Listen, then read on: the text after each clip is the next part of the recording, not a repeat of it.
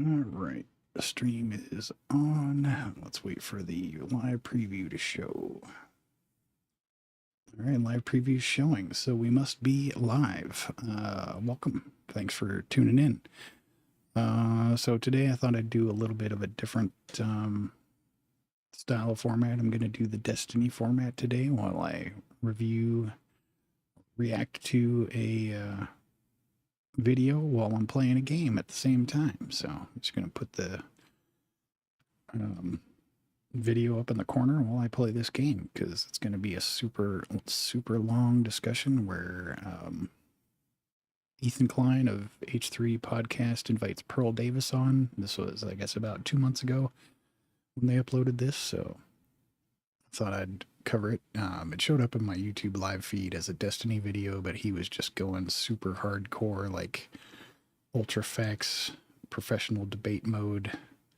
Plus he had Diablo 4 going in the background, so I didn't want like the overlap of that audio plus the video he was reviewing, plus him screaming at the like he was losing his shit reacting to it. So I just wanted to go through the direct discussion between Ethan and Pearl, and because it seemed like they were a lot more level-headed when they were talking.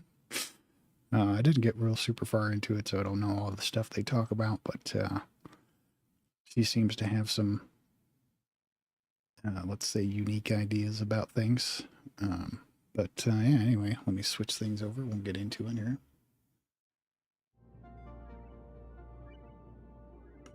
Right, get me in the corner. And switch to that. And we'll start the video. I'm going to turn the game volume way down, so that shouldn't be too bad. All right, so and here we go. Should we Philly D this and just jump right into it? What should we what? Yeah, you know what? Let's just jump right into it. Let's just jump right into it. Yeah, no, let's do it. Yeah, I don't want to keep her waiting. Okay. Let's jump into it. Let her in. 1 second. Okay, let's see. Got my She's in the lobby. We're just connecting her. hydrogen system set up. Hi. Got my water cleaning system set up. Look. All right. Oh, Jesus. What is that? And we're starting the radiation research. Oh, there was just crazy audio feedback, but your camera feed looks great. Okay, can you hear me okay now? Yes, I can hear you. All good. Okay, good. Yeah, we fixed it. Hi, how are you? Your feed looks good. You sound good. Thank you. I'm good. How are you? I'm good. Thank you for calling in. Obviously, I saw your tweet. Is this a trap or a good faith conversation? It's not. Yeah, I wasn't sure which. Well, yeah, I think this is a good faith conversation. I mean, what would you consider to be a trap?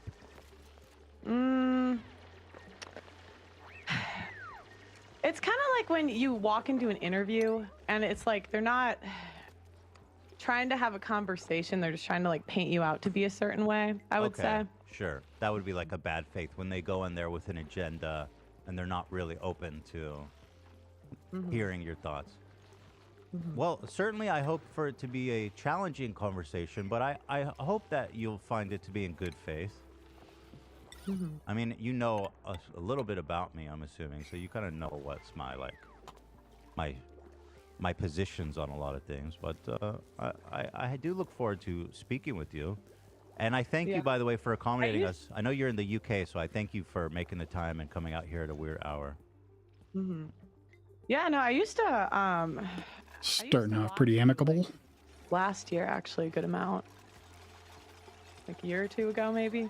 What is? Oh, like as a fan or as like a hate watch? No, I don't know if it's like awkward to talk about like Trisha, but I used to watch like the show you guys did together. Oh, I yeah. thought it was really good. No, you can. No, you can. Well, thank you. That's nice to hear.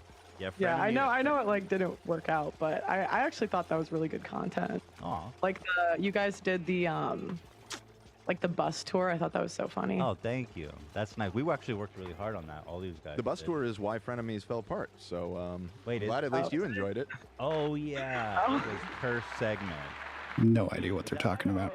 Well, I don't know if it's so long ago. It's ancient history. But I remember she was upset that it didn't go the way that she was hoping that it would. Oh, she thought we shot it unprofessionally. Yeah. But but Pearl liked it, so there you go. Yeah. Pearl, yeah. Okay. Well, anyway, I guess let's just jump right into it. I want to just, I don't know how many of my audience, I'm sure a lot do, but I kind of want to just introduce you. You've become really successful the past year or two. Kind of, you're friends with Fresh and Fit, right? Those guys are your dogs, so to speak. And you kind of are sympathetic to their kind of views. I'm not familiar with their show either. For yourself, just Don't really know anything about Pearl or Ethan, to be honest with you. So let me just ask you generally, like, what kind of messages are you sharing on your platform? What kind of important messages is it that you find yourself are about? I believe in family, so I think that we should have policies that push family. I never trust anybody that starts off saying they believe in family. I think that we should be. I think women are happier when we have, a family and kids over a career in the long run. Yeah. Sorry. That's kind of a narrow-minded view of living. Life is all about procreation and having kids. No thanks. I'm a little nervous. It's I'm a okay. little- Yeah, I understand. So it's more like traditional. You want people to kind of follow a more traditional path in terms of family and gender and all. Boring. Yeah, well, and you just see the negative outcomes a society has when families fall apart, right? And it's especially hard on the children. Like you see, the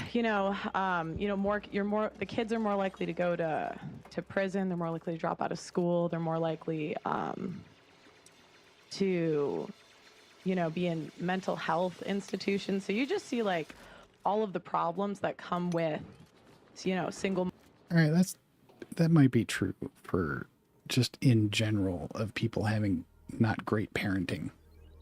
It doesn't have anything to do with whether or not you have a mom and a dad and, the traditional family setup. That's just true if you just don't have great parents, period.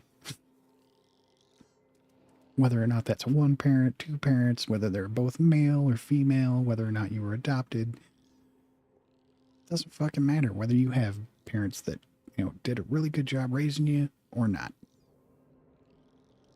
Mother home. So I just think it's important that we push policies that push family. So how That's do a you push stupid statement. policy that promotes family? Like, in what way can you force a family to stay together or encourage it in a sense? Well, I think you first have to get rid of incentives that incentivize women to leave families. So, for example, child support, alimony. I'm not really a fan of those. Child support. So if Also a stupid statement. there's a divorce, let's say Actually, I think we should ban divorce too. Yeah, I think that should be banned. Yes. okay, well that's a little bit silly. You have to acknowledge that, right? Yeah, that's fucking absurd. So, I mean, as far as child support and alimony goes, if the woman or the man that wants the alimony basically built their life as a household caretaker and their entire life, was, and you can see that the person who was making the income was basically supporting that person, and they decide to get divorced, then there should be a transition period. No, I don't think that you should be forced to just pay that person the rest of their life everything that they were getting while they were married. That's ridiculous, especially if they get remarried. And then child support, as long as that money is going to the kid, I'm totally on board with child support, but it should be based on how much that person is making and nothing else. If you leave, both parents should be contributing a certain percentage of their income to the child, and it should be like based on how much income each parent has. And this fucking ban divorce? Are you out of your fucking mind? Why the fuck would you ban divorce? There are so many reasons to get divorced. So many. No. So banning divorce means that when you decide to get married, you are not allowed by the government to leave your significant other in any situation. That's asinine. Yeah. I just think that if you want to leave, you just shouldn't get married. So that's just my opinion. But like, in people, the real world, people change. people don't know everything about each other when they get married. Are you saying that they should have like a 10-year period where they get to know each other before they're allowed to get married too? that kind of simplistic. And you know, there's like exceptions to this, but I would just say in general, for most cases, you know, we could talk about exceptions, but like the rule. Well, the divorce- exceptions are the important part, because I've heard you say that a lot when you're talking about things. You say, oh, you want to talk about exceptions, but the exceptions is the important part, because those are the people that are going to be affected. That's why you have to go to court to get divorced in the first place. It's because they just don't flippantly allow people to just say, oh, never mind, I'm getting divorced. You have to go to court, and they have to determine whether you can get divorced and what the conditions of that divorce are going to be. People just don't say, oh, I'm just going to get divorced today. I mean, exceptions are going to be a large part of divorces, as you say. I mean, you're talking about like, 25% maybe or more. Because if you're saying you're not allowed to get divorced, so we're talking about like, what if the relationship is physically abusive? Or any of the other 1,000 reasons that are reasonable to allow people to get divorced. This is the problem, though. All right. If it's one-sided physically abusive, okay. What the hell does it matter whether it's one-sided or not? Fucking if there's an abusive relationship, period. One side, both sides, or just fucking people arguing all the damn time. I mean, what the fuck? Fine, divorce. We can allow divorce for those exceptions, but Okay. like I've even talked to people that work at like abuse centers, and they say that the majority of abuse is mutual. So it's not just one side's hitting. Are you saying that they should stay together if they're both abusing each other? That's fucking stupid. Hitting the other, it's like mutual. So Surely that's not every time. I think. Yeah, I know. I didn't But it's say it not was healthier either. I just think that the goal should be to keep families together. And Why? The goal should be to work through it. Yeah, of course people should, I think most people, as long as things are right? working out. We all can look at the stats and say family is important, right? Family is important. Nuclear families is important to like the health of children growing. I mean, of course people shouldn't just leave their families for no fucking reason at all. There should be some kind of, attempt at making things work, especially if you have kids. I mean, if you don't have kids, who gives a shit? But if you have kids, Up in general, I think we can all say that. But when you say something like divorce should be illegal, well, I mean, if you don't have kids and the other person isn't relying on your income to survive, Yeah. we got to kind of suss that out, because that's a pretty extreme claim. For example, in 2014, family violence was the cause of 25% of divorces. So I don't think it's fair to characterize that as some kind of like super fringe example of why people get divorced. Well, but you also have to look if there's incentive structures in place. I with didn't a hear lot her of false characterize it, but accusations in it family wouldn't court. surprise me if she does. And a lot of people don't know this, that family court is actually based off, it's not based off of evidence, it's based off a balance of probabilities. And there are incentive programs that, What kind of difference does that make, even if that was true? like in the UK, you get a free lawyer if you accuse your husband of abuse. And it's less than 10% of cases are actually like followed through with the police. Sorry, I don't want to move And? on. I want to stick on the topic of not allowing people to divorce. So you're saying that you do want to allow people to divorce. Then you don't really believe that. No, I would say ban divorce. Oh, because you just said But you didn't. you would allow an exception in the case of abuse. I said one-sided abuse exception, sure. Which is even dumber. So then you don't believe in force.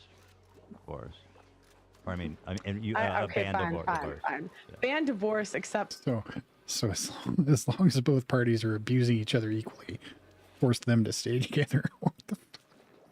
Jesus Christ! What a dumb statement. Oh my God. For one-sided abuse. Okay, sure. except for one-sided abuse. And is there going to be a system to kind of how do you prove that the woman or man Well, was on the? I think. Yeah. I think you have to press charges in criminal court, not family court. What difference does So it make? only if your significant other is tried criminally are you allowed to leave the relationship. Yes. Tried and found guilty criminally. Yes. Holy shit. Otherwise, just. Is this one of those people that just says ridiculous, stupid shit to get popular? I'm starting to get the feeling she's just saying, like, she's one of those people that gravitates towards saying absurd, stupid shit seriously in order to get, like, attention. Stick out of, which is fine if you don't, want to be with someone forever. But I just say stay out of marriage.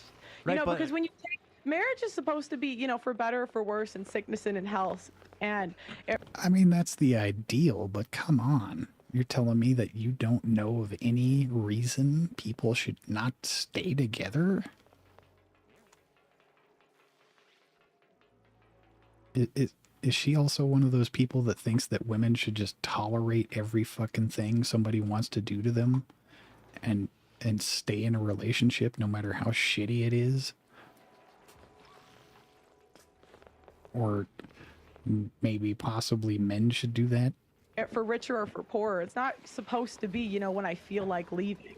And the majority of divorces nowadays, it's just, when the girl just feels like leaving. That's not true. So, and well, I feel like getting divorced is not a reason that you can use in divorce court as far as I'm aware. well, It's just not true.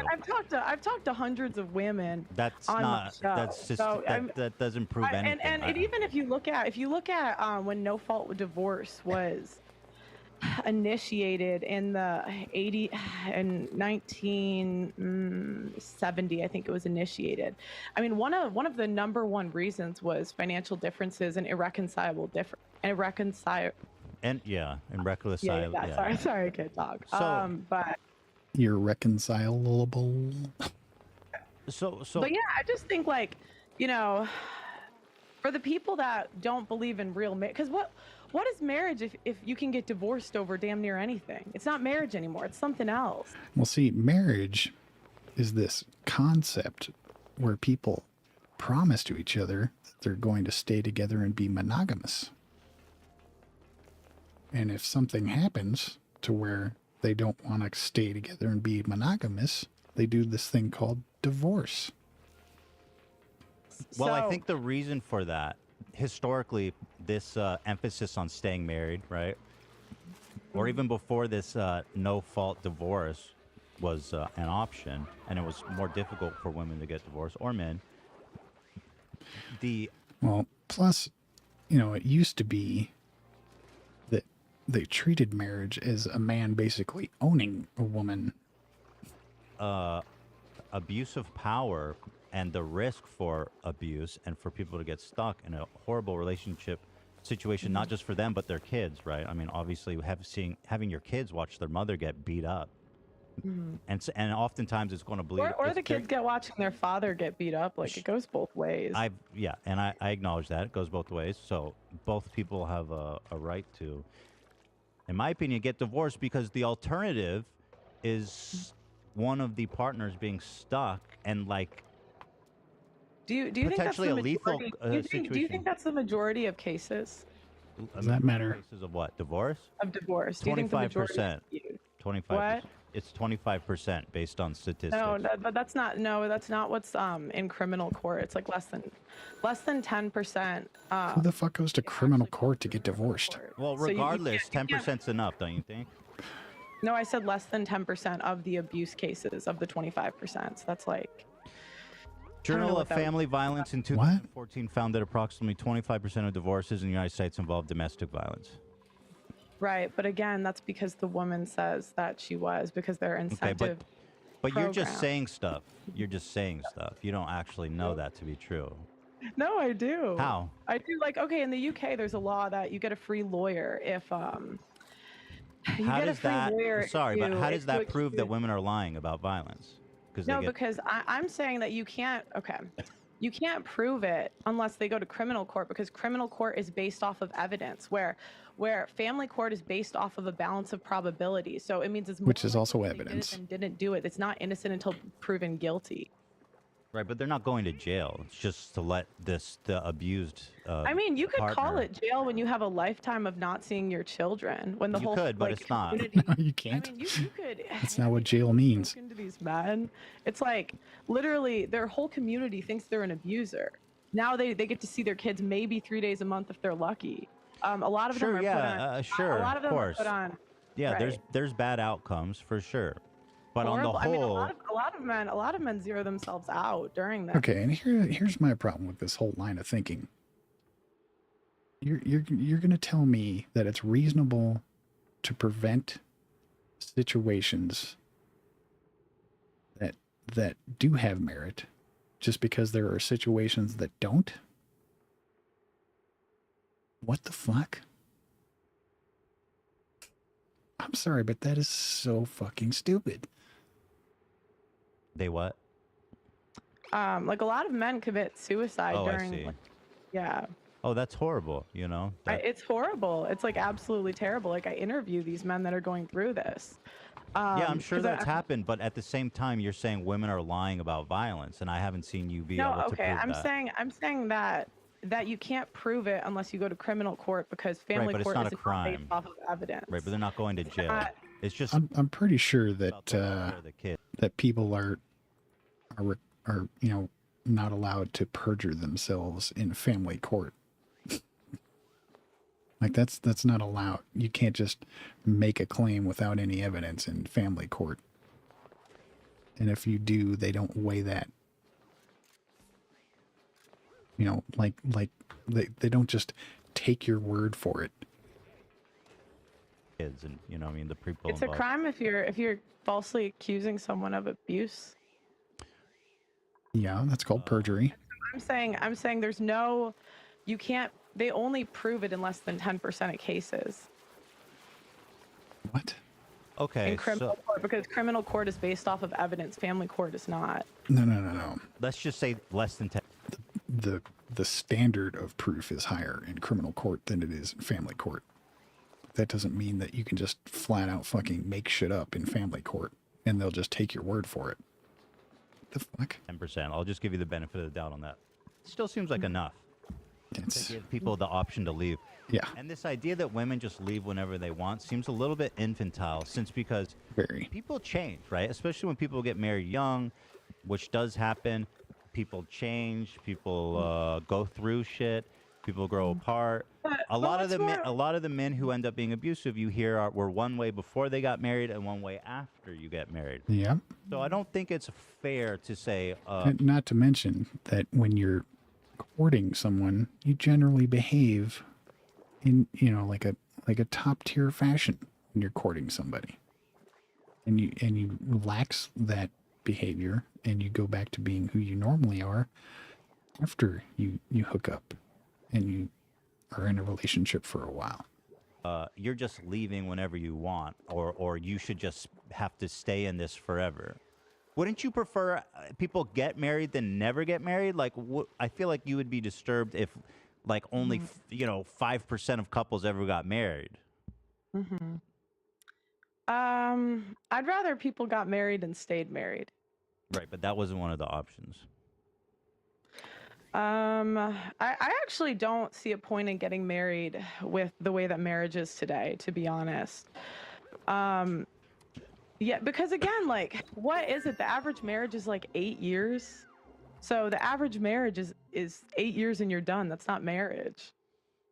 How is that not marriage? Marriage, due to domestic violence and not pursuing criminal charges. If so, let's say that a woman's in a marriage and they have no fault marriage divorce. So let's say she doesn't want to charge her husband. She just wants to leave amicably, okay? But in your situation, she's forced to charge him. Good point. legally to have a police investigation charge him for domestic violence. Wouldn't that be more damaging to his reputation? Not if he beat the case, because again, it's based off of evidence. But I mean, I think that. But he didn't ask you if he beats the case.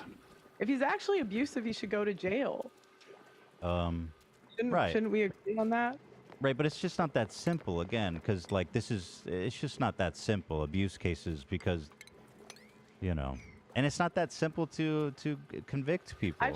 I just don't think that men should be punished without evidence. And I think in family court, it's not based off of evidence. It's based on a balance of probability. You know, and in some cases, people will tolerate a certain level of abuse, and then they won't tolerate a further level of abuse. So, you know, they might see their husband as someone they don't want to tolerate anymore. And that should be, in my opinion, a good enough reason to get divorced. Because if you don't want to tolerate somebody, you shouldn't have to. Why force people to tolerate someone that they don't want to be around? That's just going to make that person miserable. It's going to make them be disrespectful or treat their significant other or their partner or their spouse in a worse manner, which means the relationship is just going to be even more contentious.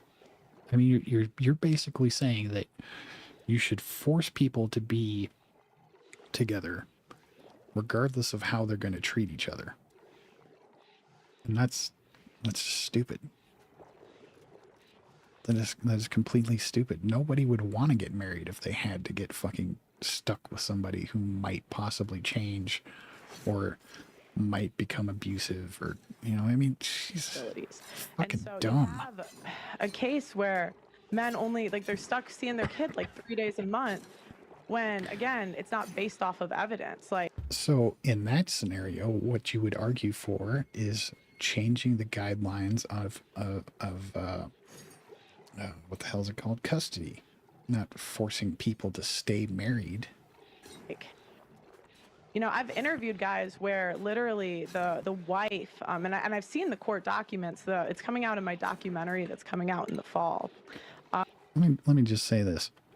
Forcing people to stay married isn't going to prevent people from being shitty people. So if you're a shitty person and you're raising a kid, that kid's going to have a shitty upbringing, regardless of whether their parents are fucking married or not. But the wife was plotting to try to get the guy to hit her. Right, I'm sure that happens, but you know that the wife still got custody. Right. Mm-hmm.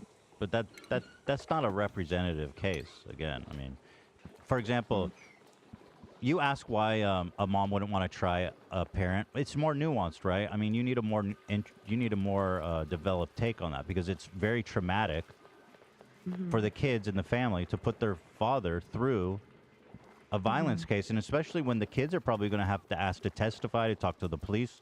I mean, I totally understand why a mother or father wouldn't want to put their family through that, don't you?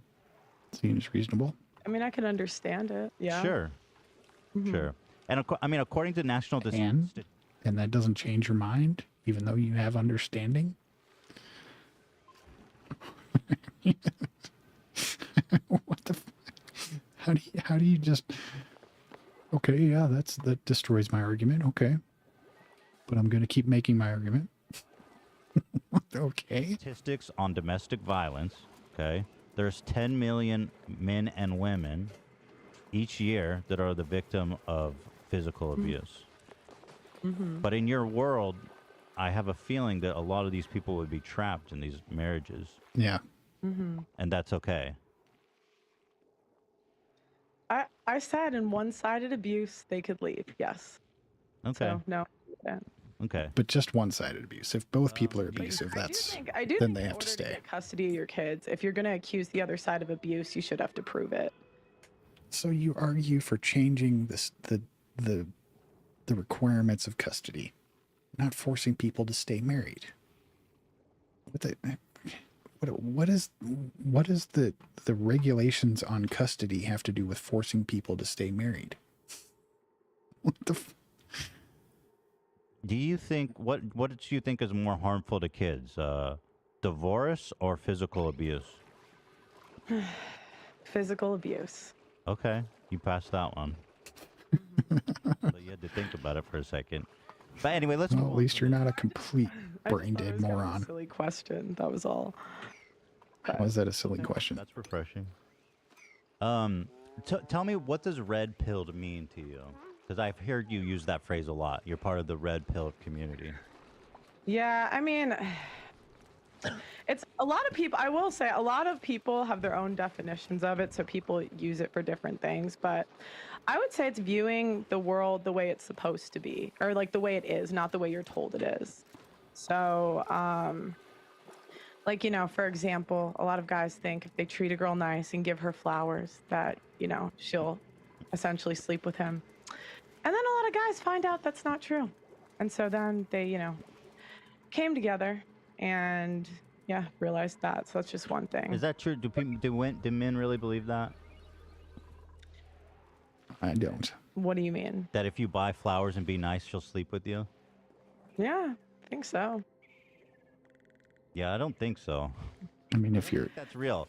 I think that's like a really... Maybe she's trying to say if you're a good guy. Dating. It's just like men are nice guys. You treat a woman right. Well, I just think It just seems very cartoonish. That should be Talking about real world stuff. open to you. Just, you I can't mean, really... I just think men don't really...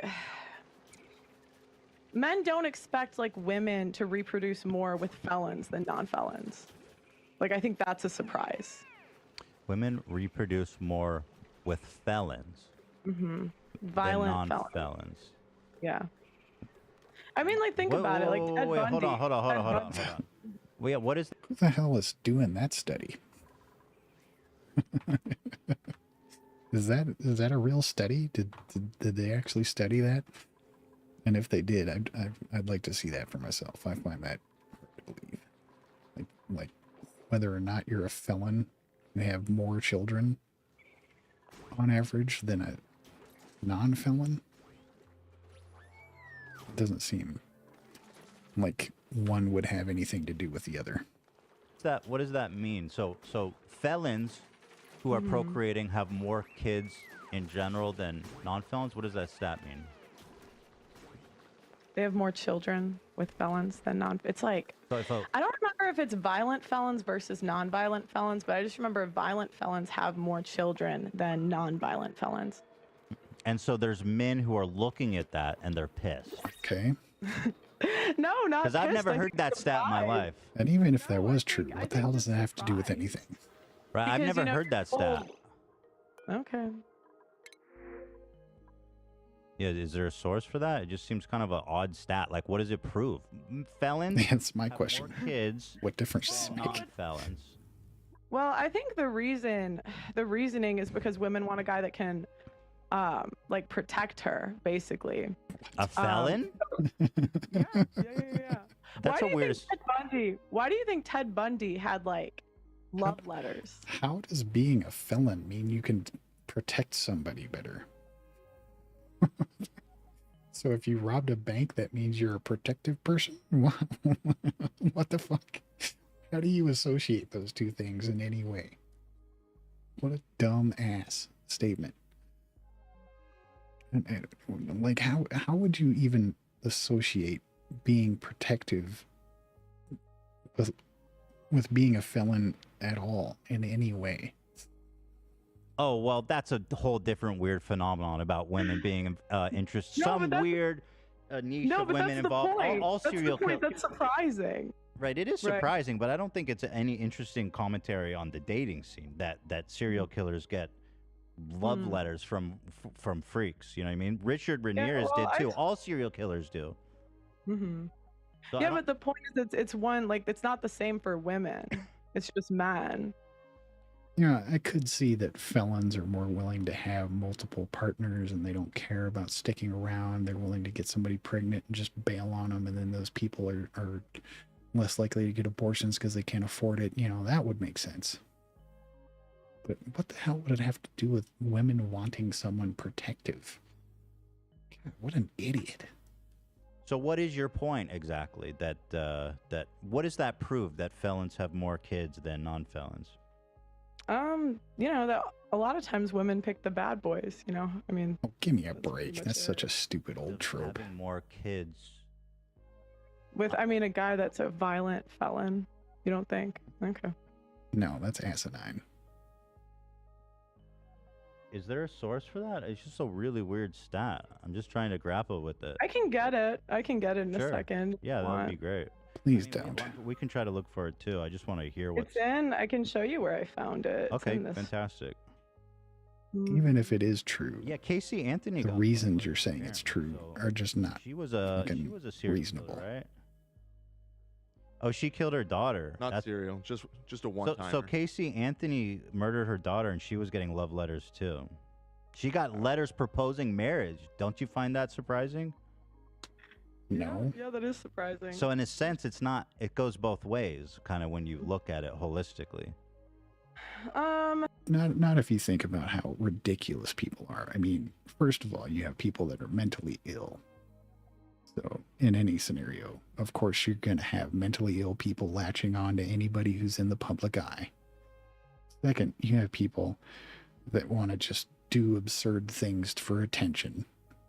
Third, you have people that do things in order to make like shock videos online. You know, I mean, there's all kinds of reasons people do these stupid things. Yeah, no, I think it's more so for women pick violent men more than men pick violent women. Based on what? I And if so, who cares? I would just say, I would Just guess that it's more common with women because of that study versus like a fringe case. I would be surprised if What study? women got the same amount of letters, but you know, I could be You wrong. might be surprised, but do you feel that sometimes you argue from emotion rather than like concrete facts? I find that when you talk Or about- logic I'm or watching reason. all your videos, you say stuff that I don't think has much of a backing in reality. It's based on feelings, maybe instead of not emotions. Assumptions, not I feelings. feel this to be true. Do you feel you do that a lot or no? I would say I Or just shit she's heard. am a woman, so sometimes, yeah. Okay. Interesting But- defense. You're a woman, so you speak for all women. Hold on. You want me Genius. to find it or no? Sure. Yeah. I'll give you a minute. That's totally fine. Okay. So why should I engage with in a conversation with you at all if women are just emotional? Shouldn't I be talking to a man about this? Probably. What? Why do you bother to even have a platform? Shouldn't you just concede to a man? Yeah, probably. You Right. know. So we got to look for a man to replace you. Don't you think? No. Where is this conversation going? Don't think. Okay. But you do think women are more emotional. I gotta find. Hold Okay, go ahead. on. I'll give you a minute. Sorry, I won't. Okay, sorry. I'm trying to like No, it's all talk to good. you and find it at the same time. Yeah, I'll give you a minute there. But it's fine too. We can move on. I'll give you a minute, but we don't have to get stuck on it. Okay.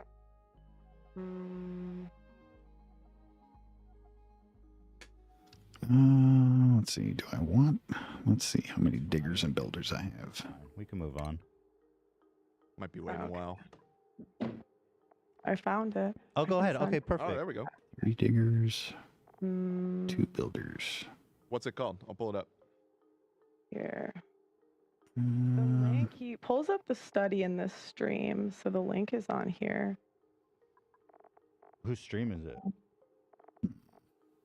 It's Rolo's stream. Rolo Tony But Brown. yeah, that's what I yeah, really need. he's Somebody who great, does actually. rocketry. I know you're a fan of him. He seems like a nice guy. Yeah, he's really nice.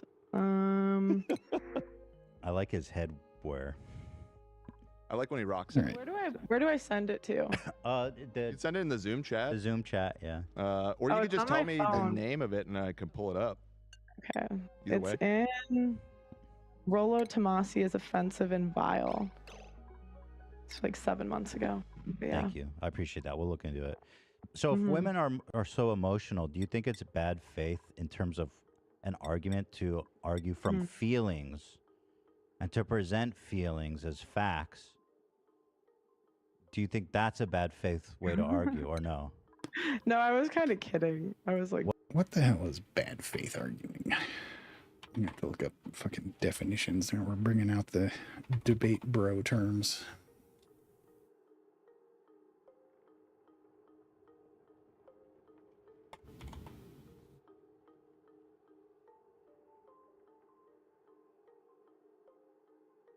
Okay, so good faith argument relies on persuasion, whereas a bad faith argument relies on other means.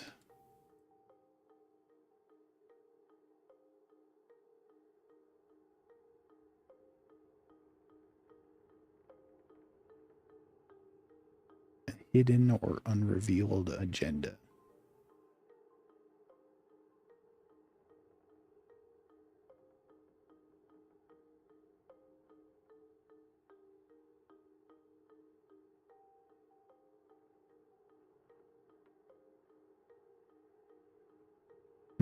Okay.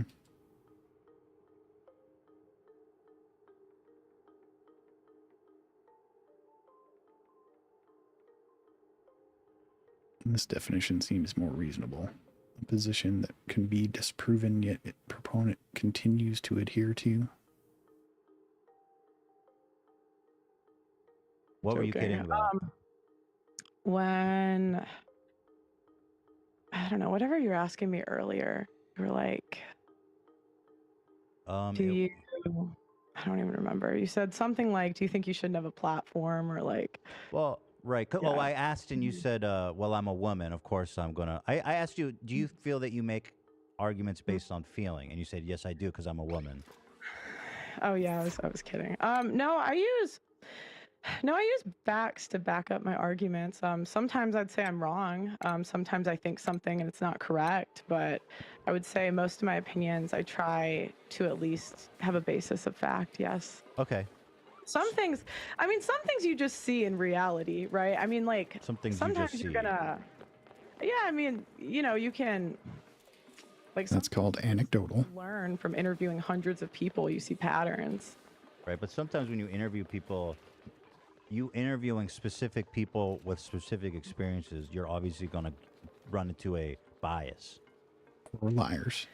No, I don't think so, because we do street interviews all the time too, so that's like random people on the street. Okay. All anecdotal. So there's the red-pilled, which are people who see the world for what it is. Mm-hmm. And then you have blue-pilled people, which I'm assuming is someone like me. I don't know. I don't want to put words in your mouth. But what does blue-pilled mean? People that see the world for how they'd like it to be, I guess. No. I don't talk about much. If red pill, and this is based on the Matrix, I would assume, the red pill means that you're seeing reality for what it actually is, then blue pill means that you're seeing the reality for what the world tells you it's supposed to be. About, I guess, like blue pill, but yeah. Okay, fair enough. We don't have to focus in on that. So, whoops. I've noticed that one of the primary focuses of your content is kind of the problems facing men and how there's so much unfair societal pressures or norms or expectations on men. Why is it that you're so singularly focused on the troubles of men?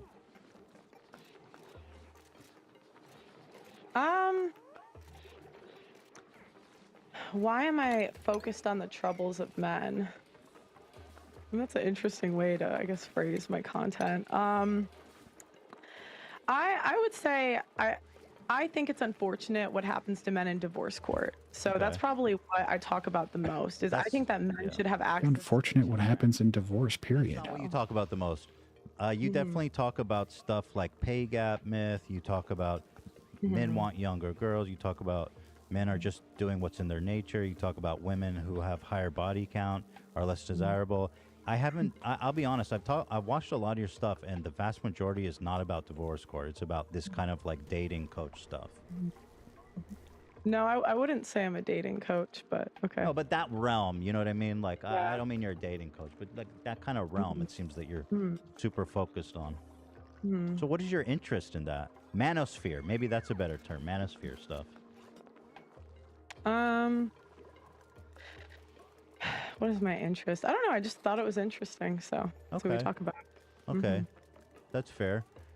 Because she thought she would get attention for it. Feminism was basically a mistake. So what is your problem with feminism? Let's start there. That's a good point, right? I think that feminism wants equality when it benefits us and not actual equality. And are you going back to the beginning of feminism? Like the... All right, so maybe I'm mistaken, but I thought the definition of feminism was equal rights for women. Period. Is that not what feminism means?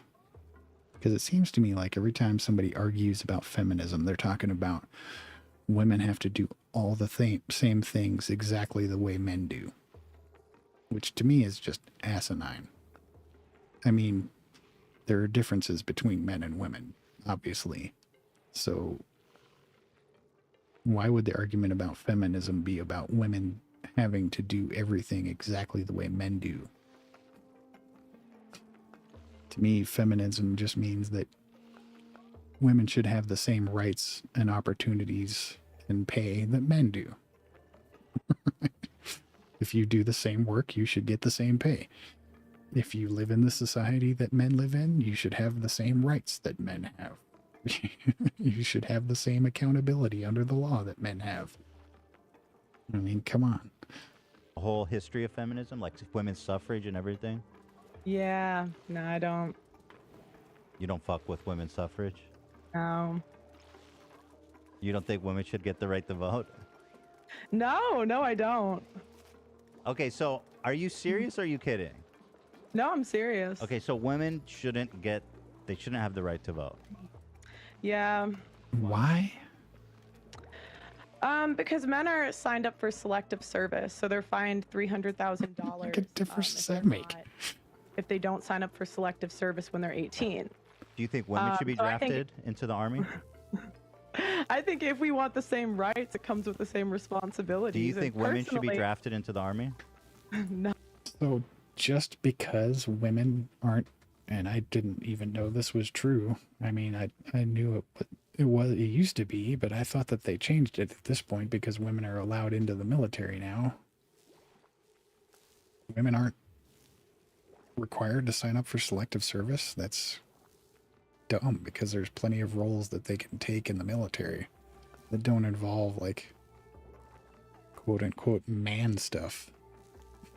Right? There's plenty of military jobs that have nothing to do with combat or killing people or, all the stuff that you would traditionally assign to the masculine roles. And there's also women that are masculine and, that want to do manly stuff, right? No. Okay, so then there's a paradox. No, but that's my point. I'm saying, let's make it fair. You don't believe. Well, listen, this is your perfect world. I'm saying that if we are going to vote, have the same cost, which is that. Okay, but that's not a reason to say someone can or cannot vote. That's saying that if you are allowed to vote, then you have to take the same responsibilities. You were asked why shouldn't women be allowed to vote, and you didn't answer the question. Men are put into selective service, and women are not. And if I had to pick between the two, then I would give up the right to vote instead of sign up for selective service. Okay, so this is why I get the impression that she's basically just saying stupid things to get attention or to increase the popularity of her social media. Because it seems to me like she is just like all kinds of other idiots out there that they'll take a position on something and then they'll work backwards to justify that position. Regardless of how stupid the reasons they come up with, they'll attach any reason they can find to justify their position rather than thinking through things logically and then coming up with a position based on the things that they evaluated. Evaluate and have a position based on your evaluation where she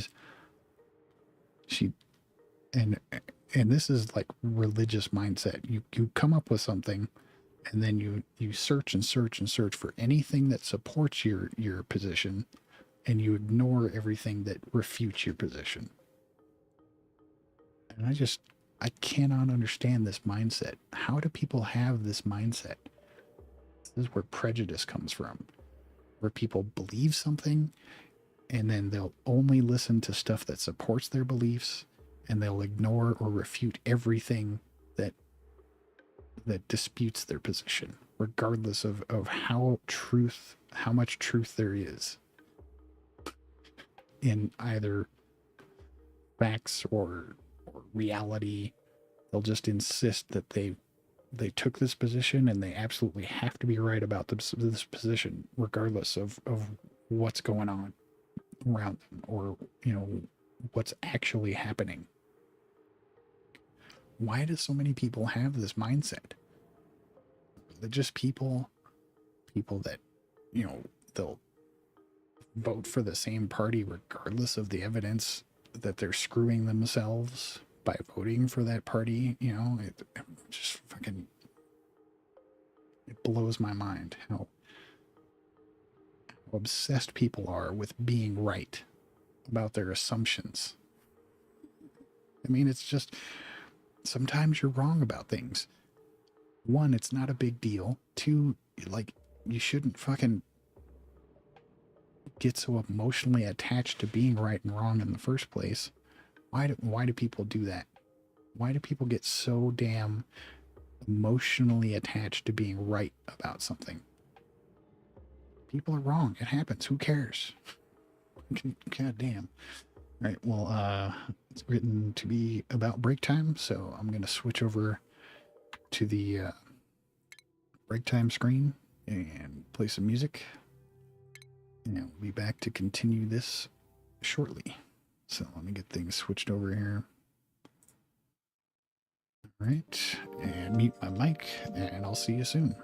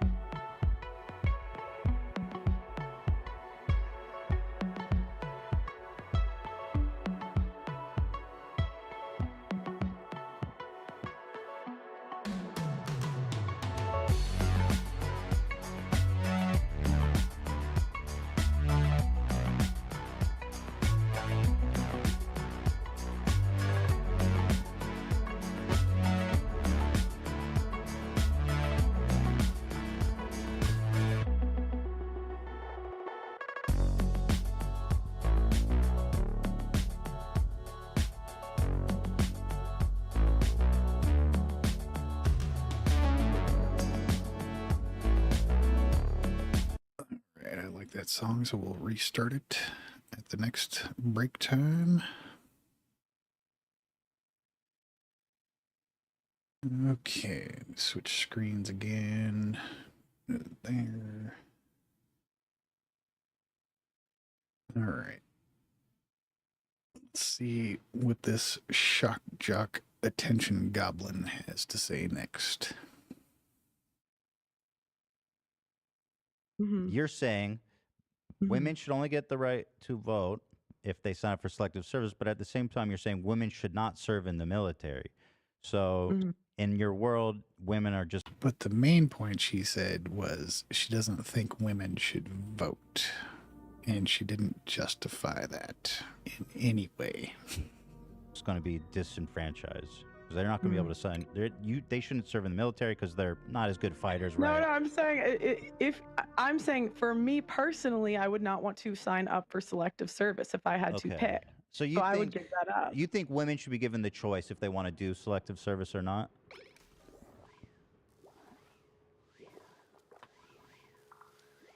I think if we're going to vote, we should have no choice like the men do.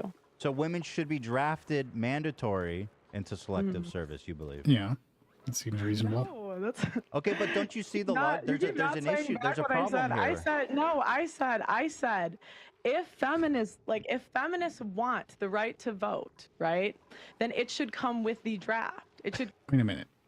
Now we're talking about only feminists getting the right to vote? Because there are male feminists too.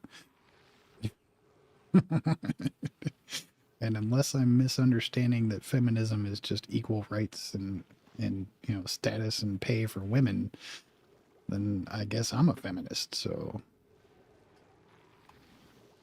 I mean, it's not called the draft anymore. It's called selective service. Personally, in Pearl's world, I do not want to be drafted. I do not want to be in selective service. I don't think anybody wants to be drafted. In general, in terms of policy, because obviously... Otherwise, they would just join the military. Women in general want the right to vote, right? And so then, by your logic, women need to be entered into selective service, right? But you don't think that should happen, or you think that's okay? Yeah, I'd rather not. Not you. I mean, in general, the women. What an idiot. Women want to vote. Yeah, I'd rather not either. Issue. Do they get drafted like men? I mean, I think it's unlikely that women will ever have the right to vote taken away. So I guess moving forward, maybe net taxpayers potentially you could do, but that's a whole. What did she say? Conversation, but wait, what? No, net tax? If we're gonna vote, what's she talking about? I think that we should have the same responsibility as the men and be enlisted in selective service. Yeah. Okay, fair. Okay, so you're saying women should also have to sign up for selective service when they turn 18, like men. Yeah. Okay. I'm saying if you're gonna. Because I mean, even men that get enlisted in the military, they're still only given positions that they are deemed capable of doing. So, I mean, it's not like men are just thrown at the front lines regardless of their capability. So, I mean, it seems reasonable that women should be allowed. I mean, especially since they're allowed to join the military now anyway. Equal. Okay. And for me, I don't want to do that. No, thank you. Keep me out of that.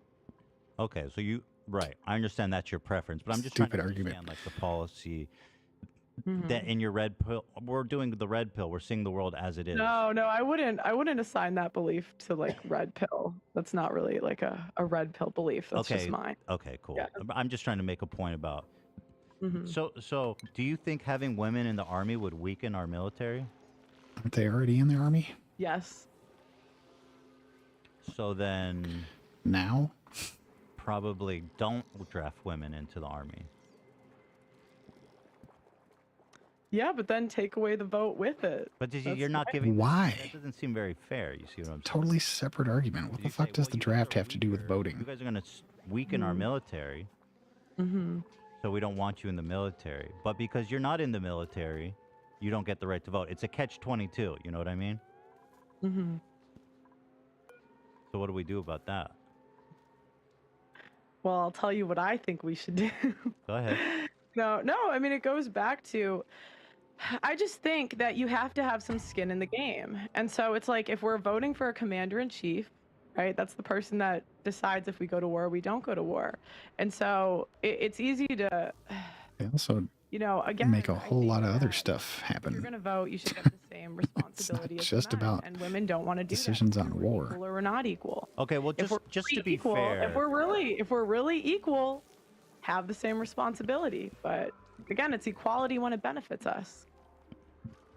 well, but your logic doesn't even make. He's totally an attention goblin. Talking about, first of all, there hasn't even been a draft in the United States in 50 years, right? Mm-hmm. So if there was a draft, maybe we could have this conversation. But it just seems kind of silly. In 50 years, there hasn't been a mandatory draft. It just hasn't happened. Mm-hmm. So. I mean, that's a weak argument because it could what's happen. The big deal, I guess, about the selective service, because there's not going to be another draft. You know what I mean? There's enough people in the army. I don't think that there's going to be a draft. It's just not going to happen. And with the way technology is going, we're going to have autonomous robot fighters before there's a draft. You know what I mean? Probably. So why does it matter? I just don't see the point with the selective service thing.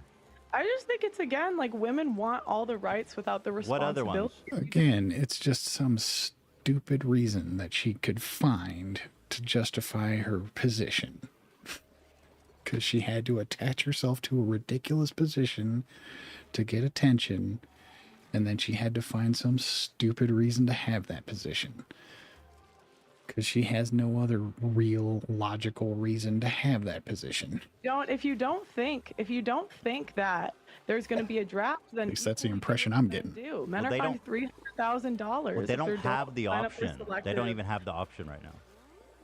Right. So give them the option. Okay, I'm just let's give them the option. Make it equal.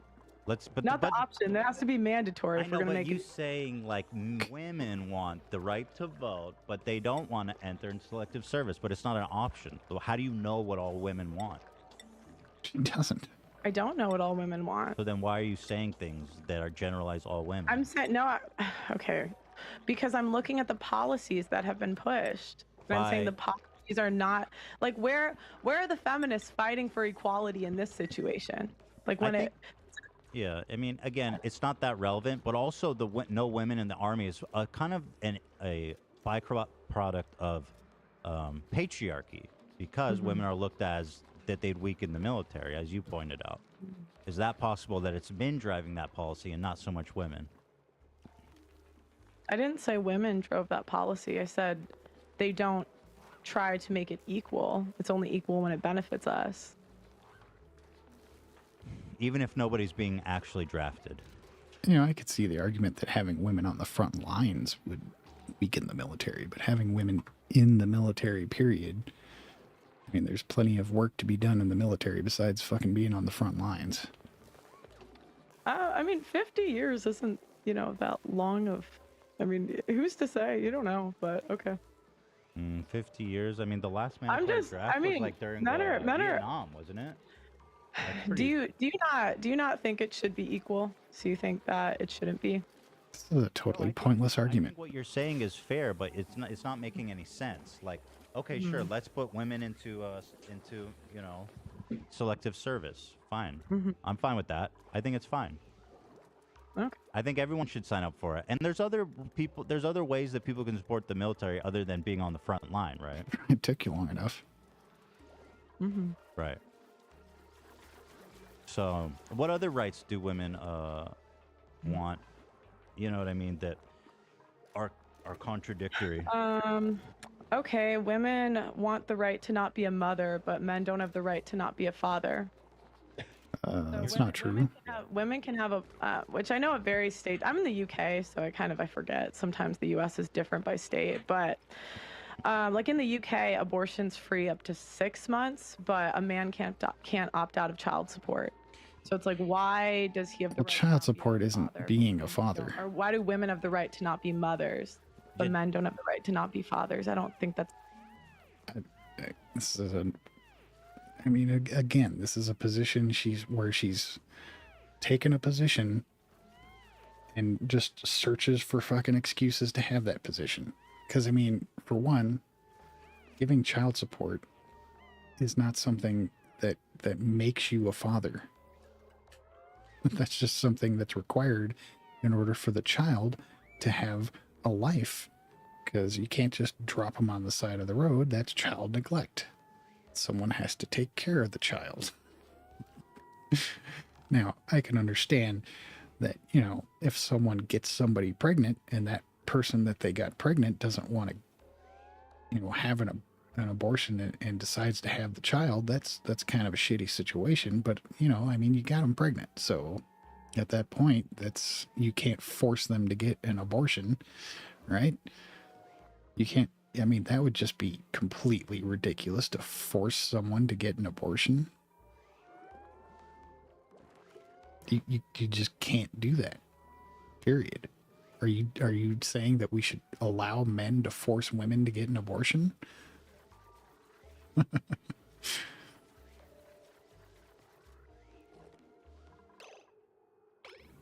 It's fair or equal. Sorry, just to go back for a sec. So feminists actually do, they want the draft abolished. So their point is, let's not sign up for the service. Let's abolish the draft altogether. So they are they are fighting for equality. They are against the draft. There should be no draft. So men and women shouldn't be drafted. That is also equality, isn't it? Oh, Yeah. Yeah. Okay. So you accept the premise is wrong on that?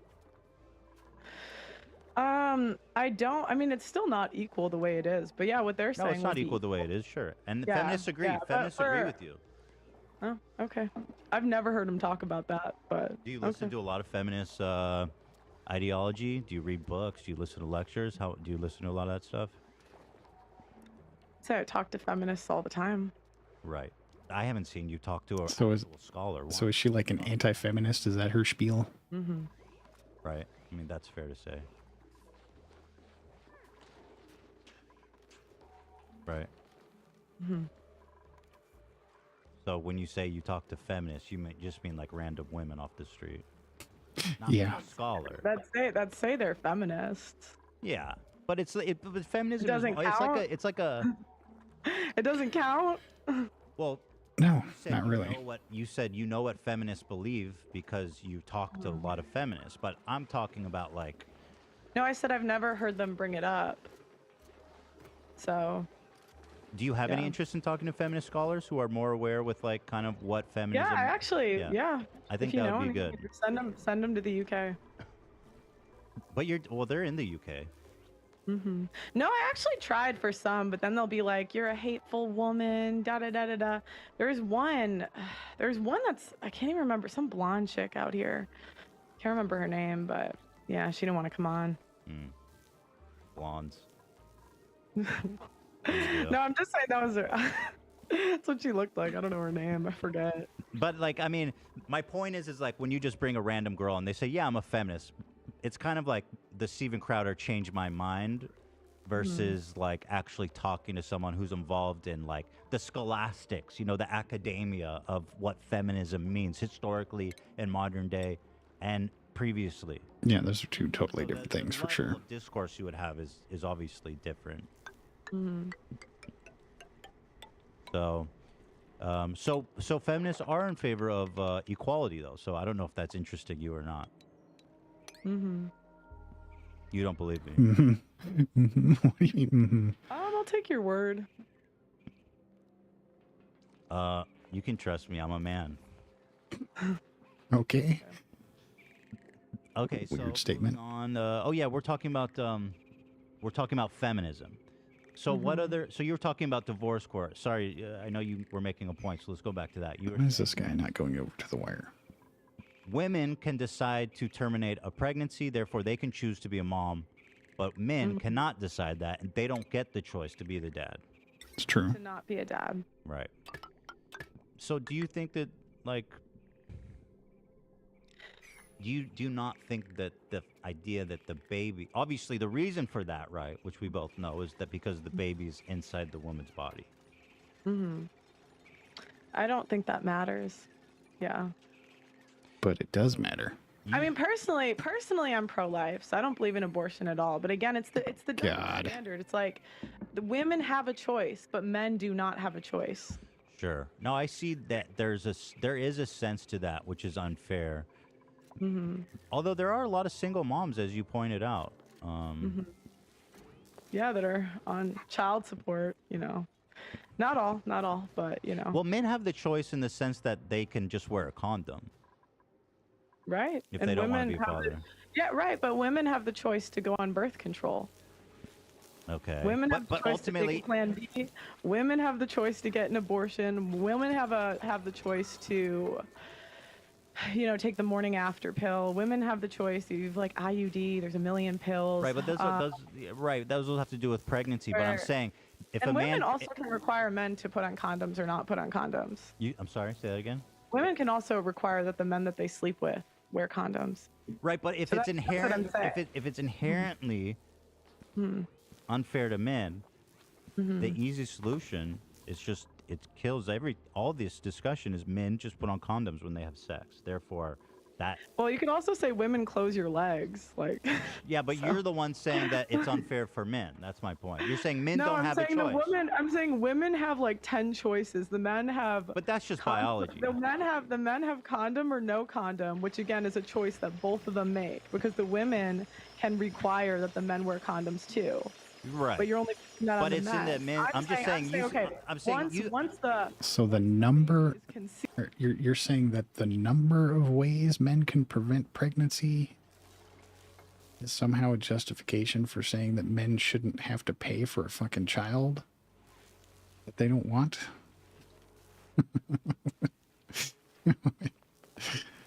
I mean,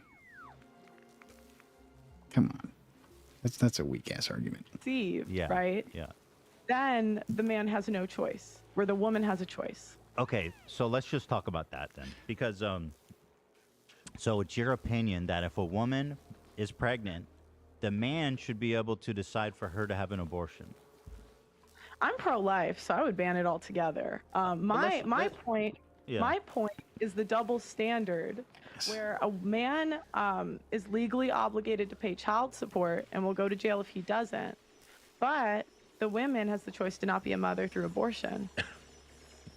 I know you're against abortion, but I just want to know what you mean. So let's just say we're trying to make it equal for men. So should men be able to decide for women to have an abortion if she's pregnant? I think that men should be able to sign off on child support. Okay, so if they say, "Hey, I don't want anything to do with this baby," Yeah. then the woman can decide to have it, but the father will have no obligations. Yes. And you think that's better for society?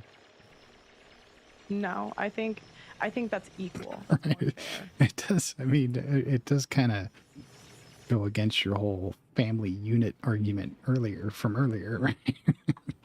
Okay, so you're more interested in fairness than the welfare of society as a whole? No, if it was up to me, if we wanted to go what's good for society, I don't think abortion should be legal. No, I know. We're having so that's what I'm saying. Like, yeah. I'm saying if you want to make it fair, like, I don't think that's fair that the woman, after she gets pregnant, so they both make the irresponsible decision, right? Because you'd agree it's irresponsible if it's an unplanned pregnancy that the woman, had sex with a guy without protection, right? You'd agree? Yes? Yeah, No? yeah. Okay. So you would agree that's equally irresponsible when it first happens? Although I guess by your logic, it would be more irresponsible for the men because he has less choices. But yeah, they're both doing something irresponsible. Well, but yeah, they're both irresponsible. So my point is, after that happens, women have the choice to not be a mother, but men don't have the choice not to be a father. At least, if they don't pay child support, they can go to jail. Right, because that's for the benefit of the children, which is what's the most important thing. Yeah, but is it for the benefit of the kid to kill him? Like, say what? Dude, it's not for the benefit of the kid. Like the woman can make Wait, a what do you selfish mean to kill who? I mean, I'm pro-life, so again, abort the baby. So so if we're gonna go for the benefit of the kid, like if your argument is, let's do what's best for the benefit of the kid. The benefit of the kid is not killing the child. Right. I mean, and for me, like I believe it's a kid, right? You might not. But what's that? Totally separate argument. To the man, I don't understand that. You don't understand. it's not fair, again, that men have the choice, that men do not have the No, choice I to not understand be what you're fathers, saying, but and what- women, yeah. But then, okay, whatever. We're arguing in circles a little bit. Okay. Let's talk about abortion then, since you're against abortion. I'm assuming your stance is abortion should be off the table in any situation. Yes. So if a dad rapes his daughter, then she needs to give birth to that baby. You know, that's less than 1% of cases. Why? What the hell does... No, I know. What difference does it make how many times it happens? He's asking you if that happens. Answer the damn question. If it happens. Does it matter whether it happens once or a billion times? If it happens, answer the question. Bring up the most, because fringe if you're subject. going to have a conversation about Okay. difficult things, let's talk about the difficult things. This But is I'm why the saying laws let's talk exist. The about- laws but I'm saying exist to let's talk protect about that the little most- girl. I'm saying let's talk about the most common thing. That's first. Why? And then That's we can- easy. But I'm saying That's so not we what's can, we difficult can- about this. But I'm saying we can get to the difficult things later. But it's like, why do you guys bring Because up the that's most the interesting What part. question he asked? What does it matter whether it's first or last? On Right, those but fringe I'm cases. saying, I'm why don't telling we you why. start? Why don't we start with the majority of Didn't we abortion? just do that? You think? Okay. What do you want to say? You don't agree with abortion. So, like, if a men and women have sex and they're both being irresponsible, then sure, I understand. You say abortion's bad because we don't want to murder babies. That's not controversial. That's easy to understand. The point of Right. these laws is to protect the little girl who's raped by her dad. These are the challenging issues. So this is why I ask you about it, because this is the byproduct of your position of no abortions are allowed under any circumstance. So if you're willing to take that position, you can't just dismiss this because you are saying that this girl who's raped by her I dad just should have think- the baby. I just think we You need to spend a answer lot that. of time. I just think we. I will. Hold on. I just think we spend a lot of time arguing about fringe cases that are less than like 0.5%. Those are the of important abortions. cases. That's And why I we don't. talk I don't about it. think those are as important as the 99.5% of cases. And so sometimes I think it's a bit disingenuous to say, here's this extreme. If you're going to make a statement, then you need to address all cases. I mean, if you're going to have a position on something, what's wrong with somebody asking you about what about this scenario? How is that not a fair question? Just answer the damn question. Fringe case that happened, and I don't think that's. You don't make a law for the exception. Yes, Like you do. you don't make laws. The general law is not for the exception; it's for the rule. Like why That's would not you an go through- exception. Why is that an exception?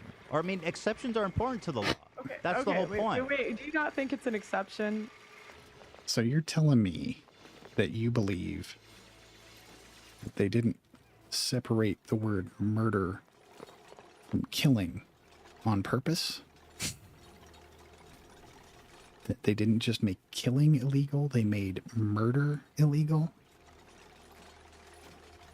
For no reason? Like a 13-year-old girl getting raped by her. I don't know what you can say on YouTube. Yeah, you can but, say like, whatever you raped want. by- oh, I don't okay, think we don't. I don't think raped is gonna. Oh, we stay trick the away because it bots. gets us. Yeah. Yeah, I don't know. But do you not think that's an exception? You and by exception, but It's well, not she was common. raped. What do you mean by exception? Right. Like, do you think it's common? No, of course it's not common.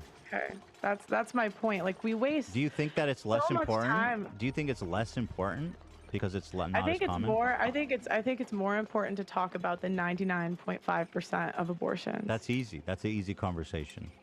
Mm-hmm. Not like I get your position there. Yeah. But Sounds like she's just avoiding the fucking question. Pearl, you yeah. can write exceptions in the laws. That's why they exist. Because why should that girl who's raped by her dad forced to give birth to that baby because you didn't want to have a conversation about her? Yeah, well, I mean, I would still make it illegal, to be honest. Because again, I think you either think it's a life or you don't. So if you think it's a child, you're never gonna encourage killing a child under any exceptions. So Right. it's That's just- the right, and that's I guess Yeah. where the big difference comes between abortion, people who are for and against abortion, is that we disagree on where life begins, essentially. Right. But ultimately, what quality of life do you expect this child to have from like a 13-year-old girl? And by the way, the only reason to think that life begins before you're even capable of having consciousness is religious dogma. Who was raped by her dad. Is a lower quality life less valuable? Like, that's almost saying if you are in a bad situation, your life is less valuable than someone who isn't. I don't see how that justifies forcing someone to have a kid. Not less valuable, but I mean, if we're... But one should be aborted, one shouldn't. So one should be in society, one shouldn't be in society. I would say that's less valuable. Well, it's more about... No, it's not about value. We're talking about fairness. You were interested... It's about whether or not it's a fucking person or not. Instead of the welfare of society. So let's talk about fairness. You know what I mean? You know, why don't these people that want to have fucking this argument about whether or not a fucking zygote or a fucking fetus is a person, why don't they complain about people that masturbate and spill their sperm or fucking about how the woman is dropping an egg on the fucking every time she has a period, or, you know, I mean, how is that any different?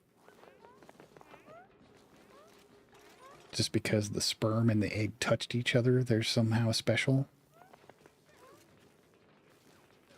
I mean, seriously, what's the difference between the sperm itself being disposed of or the egg being disposed of? How is that any not, you know, why aren't you freaking out about that just as much? Because, I mean, literally the only difference is the cells have started to divide. You know, they're complete cells now rather than being separate parts of a cell. That's literally the only difference. Is it fair to the little girl that she was forcibly impregnated by her dad? Right, but is it fair to the child? It's not a child. Like, that's like, we could talk about a 13-year-old fairness, is a child, by the way. She's 13. She is a child. Yeah, and I agree, and I think that's horrible, and I think there should be the death penalty for rapists. But yeah, I'm sorry, like, I don't believe in abortion. Death penalty for rapists? To me, I think that's a child, and I just can't advocate for the murder of a kid under any that's fair. I understand where you're coming from. What about situations where, like, 12% of abortions... So once you reach a certain age, it's okay to kill you, but if you're under a certain age, it's completely terrible to kill you. If you did a specific thing that society doesn't like, we can kill you. But as long as you haven't done those things, it's not okay to kill you. Abortions are related to health crises where there's a chance the woman might die or the baby might die or both. Your thoughts on that?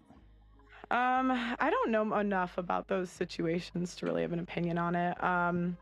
I would probably guess that they would likely both die in those situations. So sometimes it's just the mom. Maybe that's an exception, but I don't know enough about that stuff. Right. Well, we can use our imagination just for the hypothetical conversation where there's 12%. I'm telling you, there are 12% of abortions are related to health crises. So if it's the baby lives, but the mom dies, what do you think should happen in that situation? I don't know. Okay. The reason I'm putting your feet to the fire on this is because you says very specifically that abortion should be outlawed in all situations. So of course I'm testing that. Yeah, I could maybe see an exception for the life of the mother, but I've heard, like, maybe, because again, it's just something. I mean, I don't really care about anybody but myself, but maybe lead you to believe, and like sometimes those stats are manipulated, but I don't. Yeah, but the commonness doesn't really matter. It's more about I think the exceptions are interesting. I disagree. I think when you say why are we focusing on the exceptions, I think that's a way for you to try to dismiss difficult questions. And not to mention, I mean, you can't just have a position based on some flimsy bullshit without addressing every way to apply your position. I mean, that's the whole reason that laws are so fucking complicated, because they have to address all situations in which they're applied. And why would you refuse to acknowledge a situation exists just to hold your position? Yeah, I just think it's like silly when 99.5% of abortions are not the exception. So I think you're fucking silly for having your position. So You don't, but that doesn't make sense. I mean, why don't you care about the situation of everybody else? Just because it's not the, because it's the exception. I just think you should spend more time debating the most common thing. So that's, my opinion. So you're just trying to direct the debate? Is that what you're saying? So we talked about feminism. The problem with feminism is that women want equality, but they don't really want equality. They need to sign up for the military, which feminists want to abolish, the draft. And then we're talking about reproductive rights, where the women get all the choice and the men don't. Is there any other ones? I'm sorry. I was reading something. What'd you say? Is there any other examples other than reproductive rights and voting/draft that shows that feminism was a mistake, or that feminists are disingenuous or something like that? I would just say, like, there's just a lack. The biggest one I would say is divorce court. 90% women get custody 80 to 90% of the time. I think 90% of alimony payments are awarded to women. What does that have to do with women's suffrage, though? You said you criticized the whole thing going all the way back to its inception. I thought you asked other double standards. No. Well, I asked you what's your problem with feminism. I didn't hear him. I don't know. Did I miss something? I didn't hear him ask. Give me a list of double standards. In general, we can move on though. I have a good question for you. I hear you talk a lot about the pay gap. Right. The pay gap is a myth. What do you mean by that? Oh, because women don't do the dangerous jobs in society. So, like, Hell, that's not what pay gap means. Pay gap is when somebody makes less money for doing the same job. Not that they don't do the same jobs. I just think the pay gap, the majority of the time, is women making an excuse. Yeah, just excuses. Poor me. Considering that you don't know what pay gap actually means, you're kind of obviously wrong. Do you realize you're arguing from emotion right now? Are you gonna let me finish? Oh, I just wanted to point that out, but yeah, go ahead. All right. It's just important what to I know. think. You asked what I think. Oh, she's getting snotty. Yeah, Uh-oh. it's more concrete than, I asked what. I mean, when you take into account the number, women work less hours. Right. Don't do the most would you say that's true? Women work less hours? Yes, statistically Again, that's not what pay gap means. that's true. Would you say it's true that we don't do the most dangerous jobs in society? Yes, statistically. It's not what pay gap means. Would you agree that the majority, if you look at female millionaires, the richest women came from divorce? Okay. Is that true? I don't. Yeah, that's true. I don't. Yes, I think so. Okay. If it is, what does that have to do with the pay gap? Complaining about? What does that have to do with the pay gap? Any of that? Because all of those you don't think working less hours contributes to getting paid less? Yeah, That's not what a pay gap is. Excuse me. Sorry, I've got phlegm in my throat. So what you're doing is you're misrepresenting what the pay gap is. You understand that? The pay gap, when it's analyzed by economics, economists, and the U.S. Department of Labor and such organizations, they do controlled analysis where they eliminate all these factors. For example, ones you listed of women tending to work in lower paid fields. They eliminate women working. You're way overcomplicating it, man. Or when women take maternity leave, all this kind of stuff. Oh, hey, it's Abdul. How's it going? A controlled. Didn't even notice I had a viewer in the chat room here. Jeez, I need to pay attention. How's it going, Abdul? It's been a while.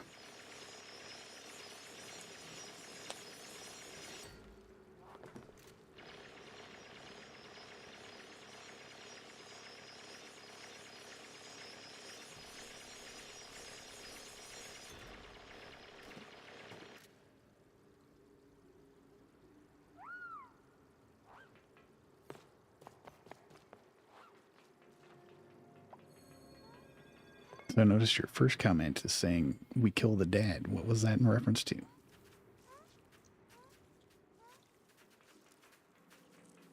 I'm doing all right. Nothing real special, nothing new with me, really.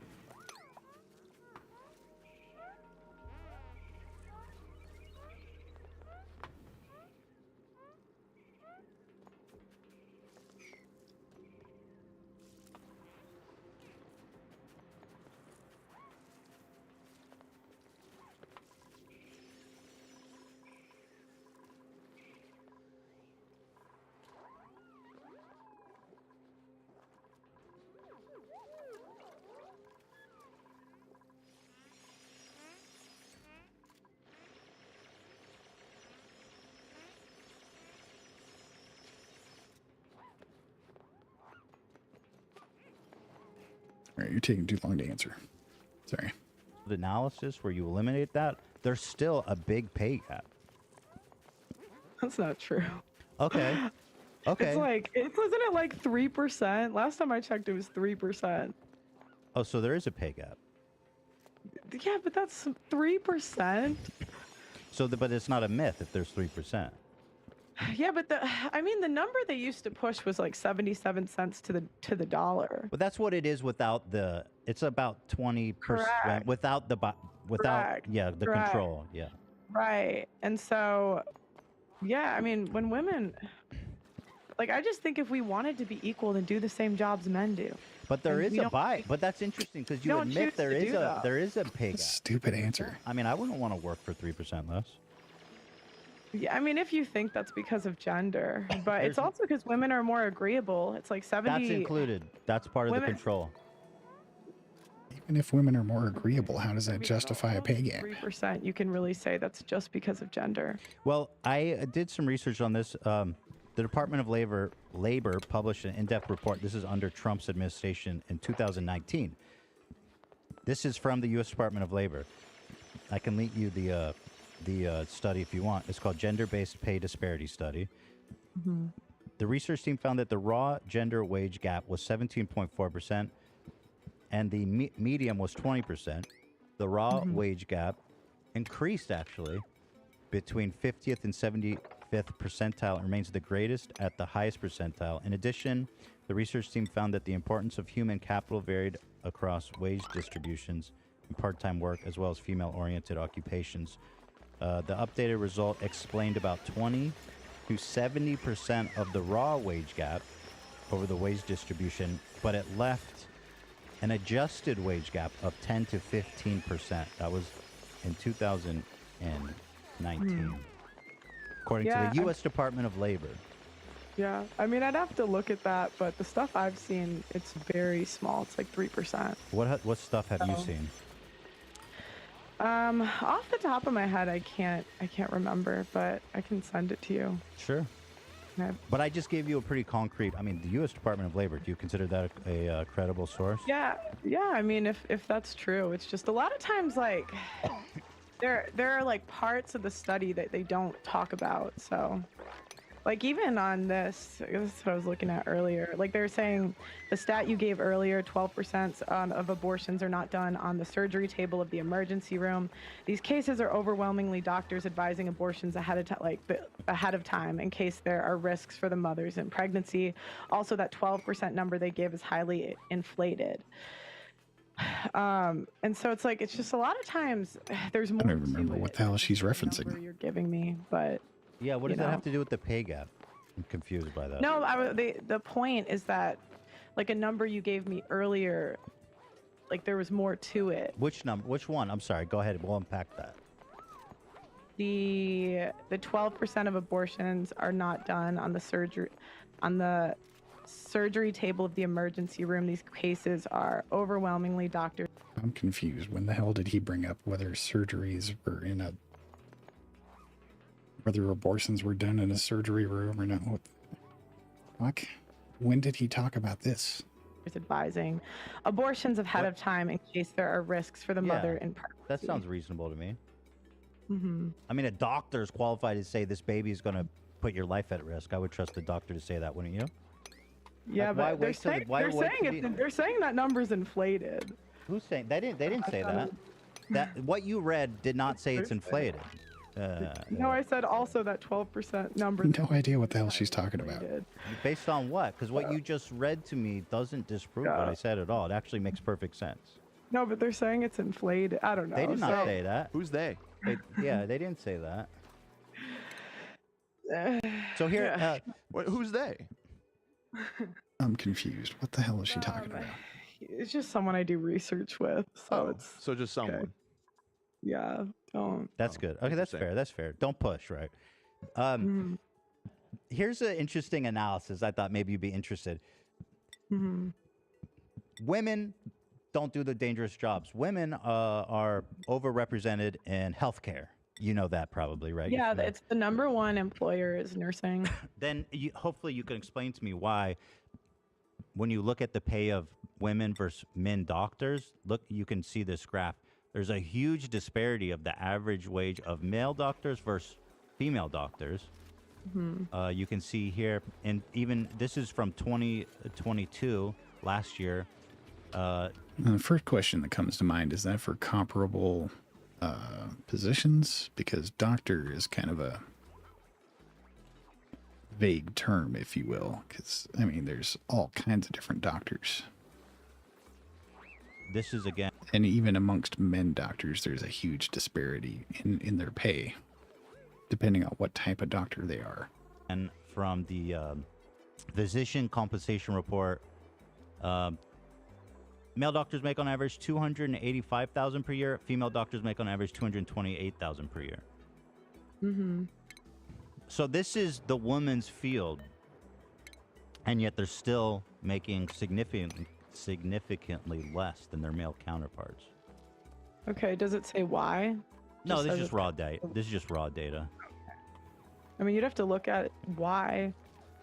So we could justify this by saying women work less hours. No, but work less hours. That's what I'm asking. This is controlled. They're working the same hours. They have the same qualifications. Yeah. Okay, well then maybe they are in that field. I don't know. Okay, so the wage gap is more complicated, perhaps, than saying it's a myth. I mean, the question really should be, is she saying that it's reasonable to pay women less money for the same job, same number of hours? You know, if everything on that end, as far as the work being done, their qualifications, the amount of hours they work, if all of that is equal, should women be paid less than men? Just get to the point instead of all this him-hawing and yammering. It's possible. Okay, that's nice to hear. So I would recommend, though, when you go out and do these shows and stuff, because when you talk about the wage gap, you're very adamant about it. Like, oh, this is a myth, and this is why, and you extract a lot of meaning from it. So I would recommend potentially approaching that topic with a little more nuance in the future. Especially if you're saying, well, yeah, maybe I'm wrong about this.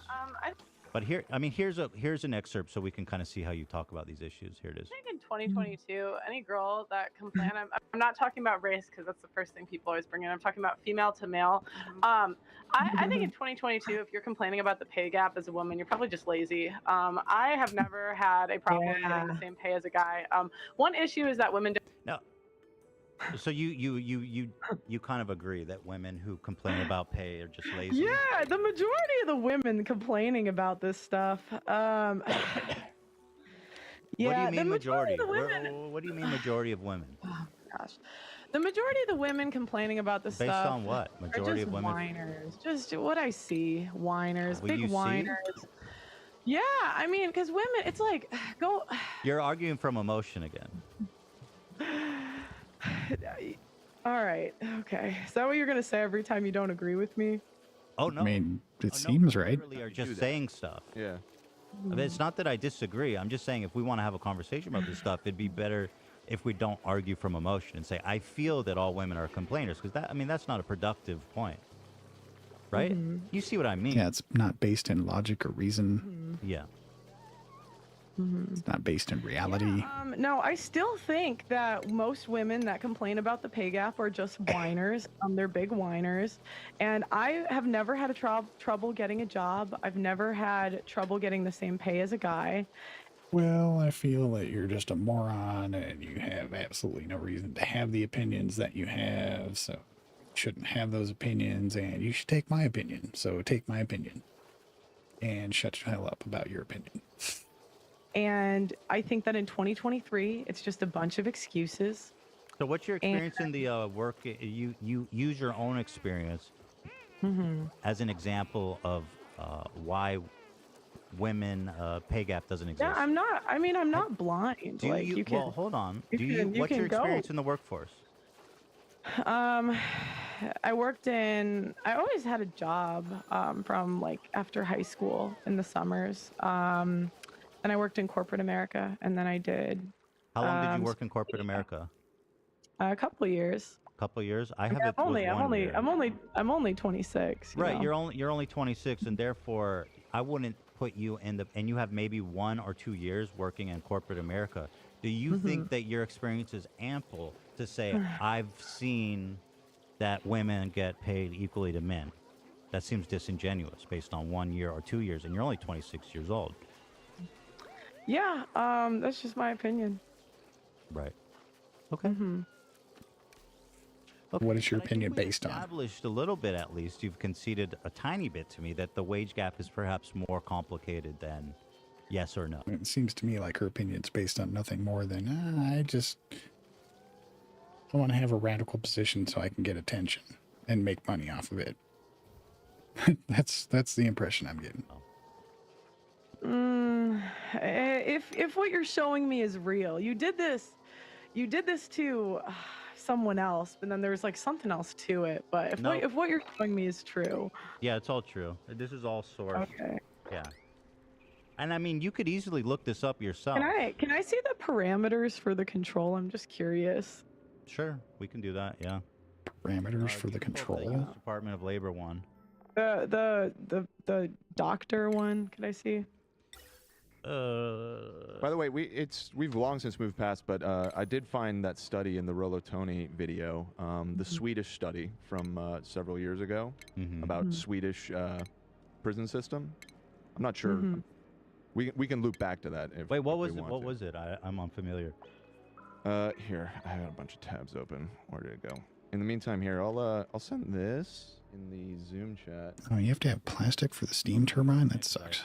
I don't have the Zoom on my computer. Oh, I'll Dan sent a link to you that I guess that's a parameters one. That's the Department of Labor's 2019 study. There's a couple more. I guess we didn't really get to it. I'm curious, what do you think it is, the wage gap? Well, it's complicated, right? I don't think it's as simple as saying it's a myth and women who complain are lazy. That doesn't seem like a productive point to start that conversation. It is complicated.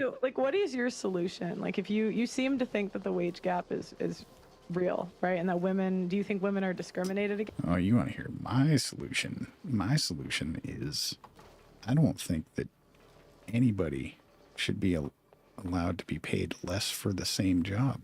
I think you should have to set a wage for a job based on absolutely nothing but the person's ability to do the job.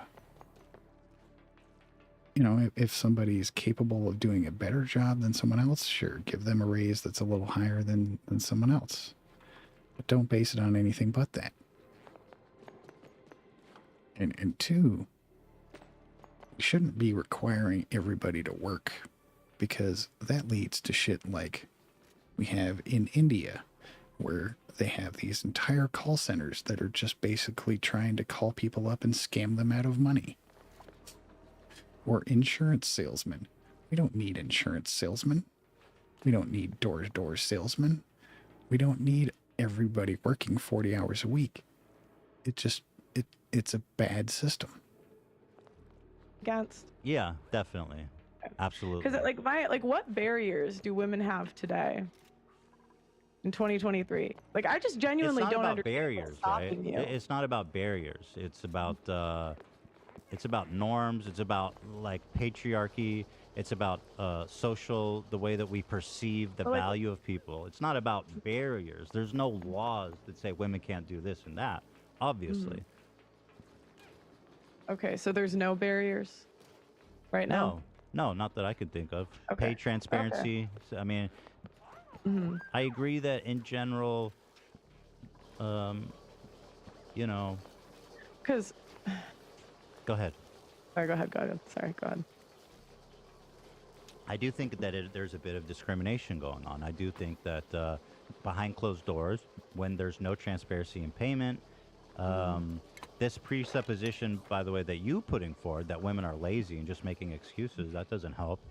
That honestly, it's hard. I don't know how to explain it, but I know it exists, right? I know it exists. So you think the bosses behind closed doors say we should hire less women? No, it's not a conscious thing, right? It's systemic. Okay. Yeah. Then do you have it? Like, do you subconsciously pay women less? I don't think so. That's a weird question. Okay. So then wouldn't... Okay. So because I don't pay women less, then it does. I'm just thinking, if you think there's this like subconscious thing, like then you. Well, but it does exist, right? I mean, we can look at the studies. Should the women ask for raises at your? Well, we're talking about you saying it's a myth, okay? Yeah. But it does exist. That's what's interesting. I don't think there's anything stopping you today. You could maybe argue. I can't even do it in my soul. You could maybe argue like 50 years ago, but I just think in 2023, there are no barriers. Didn't you say earlier 50 years ago wasn't that long ago? In regards to the draft? 100 years ago. Okay, fine, 100 years ago. 100 years ago. I'm saying in the past you could argue, but in 2023, I just don't think there's anything stopping you. I think it's like very much a victim mindset to tell women, like, to go up telling us that we're oppressed. Like, I think that I can do anything minus like the physical stuff, but I think I can apply for any job a guy can if I want. I can go after any job that I want. I can ask for more money if I want. And I don't think that men are out there discriminating against women. You don't think men are discriminating against women? Holy shit, there's an entire group of people online that rail against women constantly. Holy shit. It's not hard to find. Men are such capitalists. Men want to make money. It's like, if women were so much cheaper, they would just hire all women. God damn, she is heavy sexist. It's not how it works, but I've never claimed to have a solution, right? I'm just saying there is a problem, which you deny. I'd also say men are capitalists too. So my dad hired people all the time. Like, he had over 200 employees. Wasn't your mom the president? Was she the leader of the company? What was you're researching my family now, huh? Well, that's all public. No, my mom, I mean, I don't know what they titled it. Like, I don't Your think mom really was the president, I believe, but yeah, based on an interview. I mean, they might have titled it one thing or another. My mom did more of the marketing sales side. My dad did the engineering and the software. Okay. I think they wanted to get some grant, so I think like they might have had her, like, they did that to get some grant from the government or something. I don't remember, but so is that a crime? Yeah, you probably shouldn't say that on air. We can cut that out. Parents might not like that. So I guess, again, we're kind of hitting a wall on this topic. But what I would say is this: is that I don't claim to have a solution. I'm rebutting your claim that the pay gap is a myth. Because it's not a myth. It exists. I don't know how to fix it. I'm just saying it's not a myth. That's definitely not a myth. And it's dishonest. Yeah, I just don't. I think most of the pay gap you can attribute, and you even agreed to this, the 77 cents to 3%, like, is very different. I think the majority of the pay gap, you can. Oh, you mean the uncontrolled? Yeah. It's more than 3%, but I agree that it's lower. Yeah, it's a lot lower. and even with that, like, I just would guess there's more to it because I just don't see Is there men anything having else you want to guess evil. at today? I don't think that men have this evil. I think it's silly. It's silly to think that men have this evil coalition where they just unconsciously discriminate against women. I agree. And That's not what's happening. Yeah. That's the oversimplification part. Speaking of coalitions, what do you think about the Jews? No, I'm just kidding. I don't have any. I'm no just kidding. opinion I'm on just that. kidding. Keep me out of I'm that. just kidding. That's not a serious question. Let's talk about some of your really interesting ideas on this one here. You say men want younger women. This is something I've heard you say quite a bit a few times here. I'll play this clip to set it up. The person that will get me at 40 years old, at 50 years old, is getting a different version than he had when I was 18, 20 years old. But it's a less valuable version to men. No, that's not the right man for me because no, it's not. It's not the right man for you. It's how men can't help what they're attracted to. No, it is all men. They can't. If you survey men between the ages of 20 and 80, they're all the most attracted to 22-year-olds. I peaked 3 years ago, and you guys did too. At 20, 22, 23, and this is men between the age of 20 and 80. So what men value is purity, youth, and fertility. And so, like, what would you be able to offer to a guy? So that's something I've heard you say. Obviously, you strongly believe that, right? That men. I completely disagree. I don't think men are attracted to younger women because of purity or youth or anything to do with age. I think it's just about how they look. That women who are past the age of 22, their value goes down, and all men just want young girls. So I guess what's the message behind this? And that's that's also a huge generalization. Not all men find young women attractive. What is it that? I mean, it's just true. Men do want younger women. Well, right. Okay. I want to ask you this before we get into that. What is your message? Who are you speaking to, and what is it you're hoping that they take from this? I mean, I just believe in speaking about things that are true. And I think a lot of times as women, I think you're totally a we're fucking told shock that we jock. live forever, get married at 35, and have a bunch of kids. Looking for attention. Who's saying that? I just think it's a message that's pushed by the media and culture today. So the media is telling women to get married at 35. I mean, what have you ever seen? Like, what's a homemaker that's on TV? What?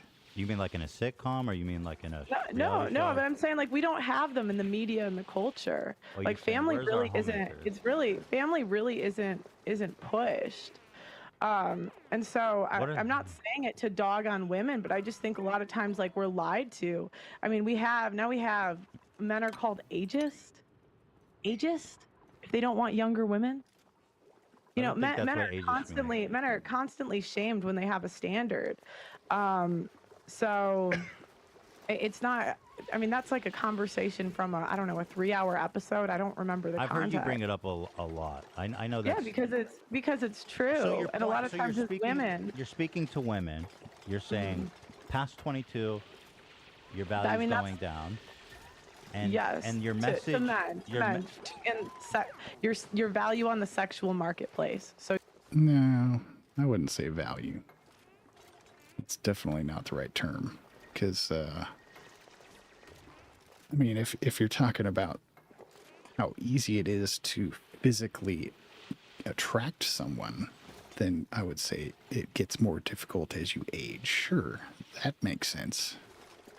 But the value of a woman goes down as they age? No, because there's a lot more. I mean, in most cases, people more intelligent as they age. They're wiser. They have more to offer than just their looks as they age. Whereas young people are usually pretty dumb. You know, I mean, it's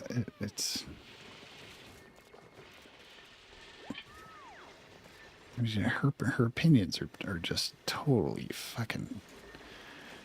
They're based on such little information. So your value, like that doesn't mean like your personal worth. I'd like to just clarify that, but yeah. And so your message to them is nothing? You're just saying that because it's true? I mean, why not just say the sun is hot? I mean, don't wait till 35 to get married. Get married as young as you can. Right, get married as young as you can. Which is the worst time to get married because, your hormones are fucking in overdrive when you're younger.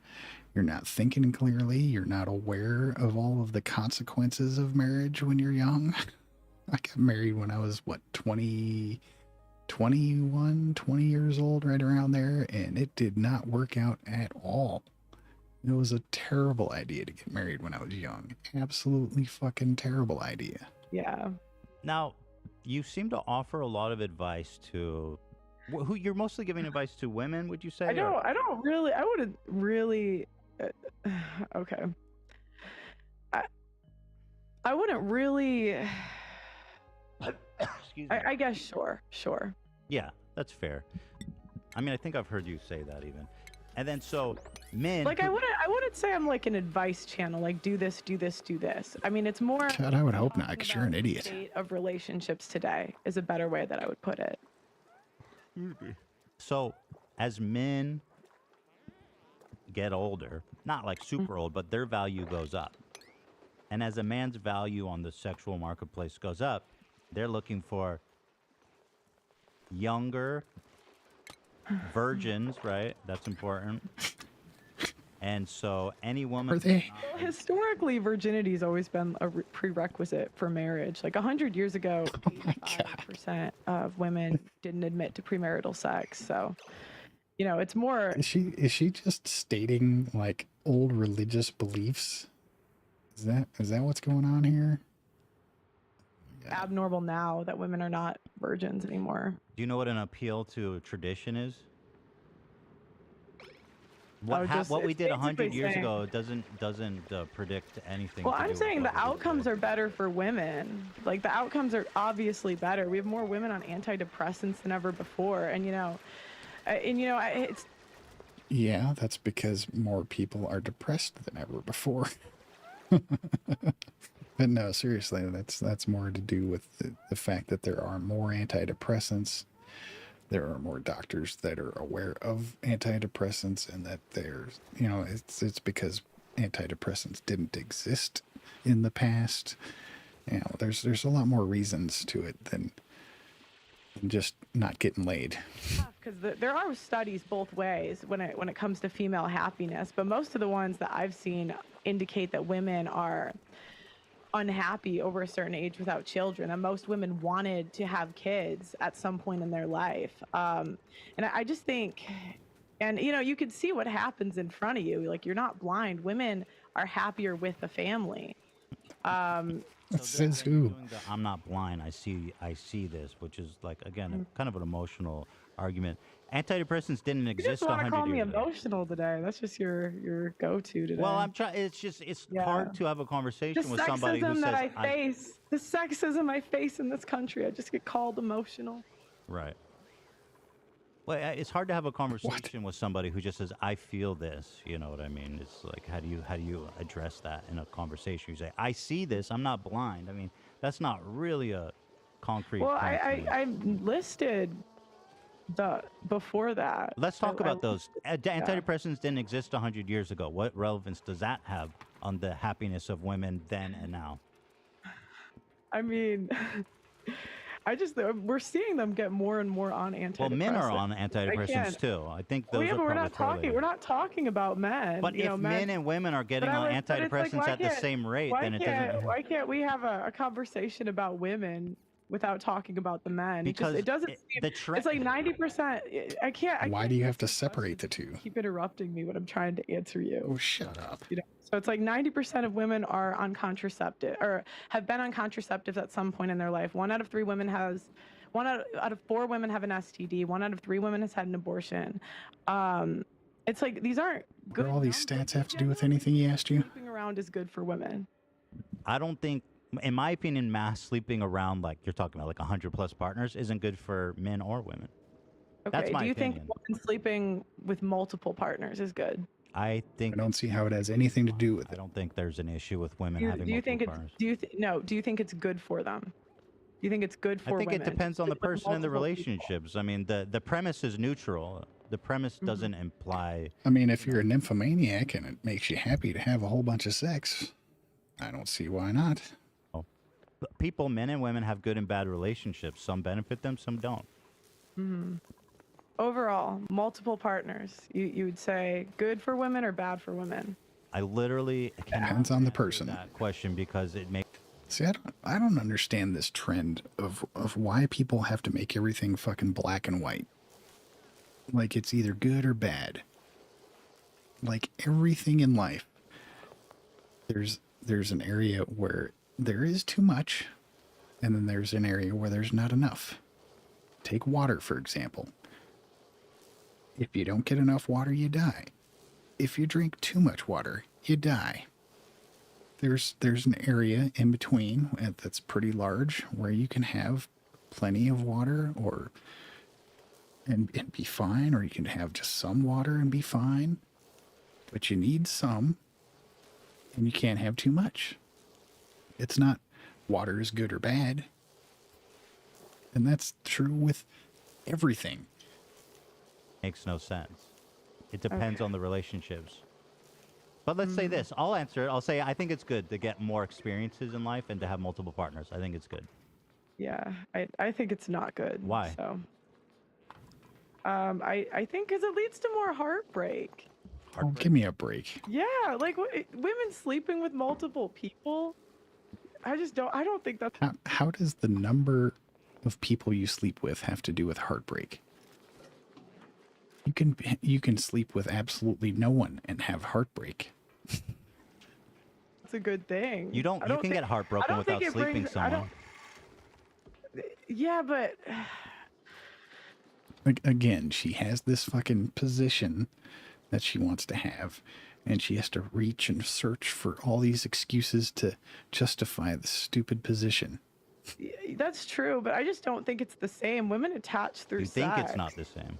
Women attach through sex? Too, by the way. Yeah, but we're not talking about men. I'm talking about women. But I don't think sleeping around is great for men either, but I don't think it's the same for men and for women. Hold on, you keep saying let's talk about women, and I just want to say, and if there is a communal experience, then it's worth bringing up. Like you say, more women are antidepressants, but if men are on antidepressants in the same trajectory, then that would imply that it doesn't have to do with anything to do with women being promiscuous. It's more of a societal thing that affects both genders equally. He's got you there. yeah, wait, say that one more time. I'm sorry. If men and women are You didn't both understand that? on antidepressants at the same rate, then that would suggest something on a larger societal issue, and not because women are promiscuous. So I think that is worth bringing up. I mean, you could argue a lot of societal issues have. So, in other words, if men and women are both increasingly taking antidepressants, it doesn't have anything to do with whether or not people are sleeping around, whether they have, regardless of whether they have a particular set of genitalia. have come from women being promiscuous. Okay. So, I mean, you could if 85% of women were virgins 100 years ago and everyone's on antidepressants, maybe So it was doesn't society perfect 100 years ago? Maybe it doesn't have good outcomes for women. Society was perfect 100 years ago when women were virgins? I didn't say perfect, but there was more intact families, which The I think life is expectancy was like 50 back then, just so you know.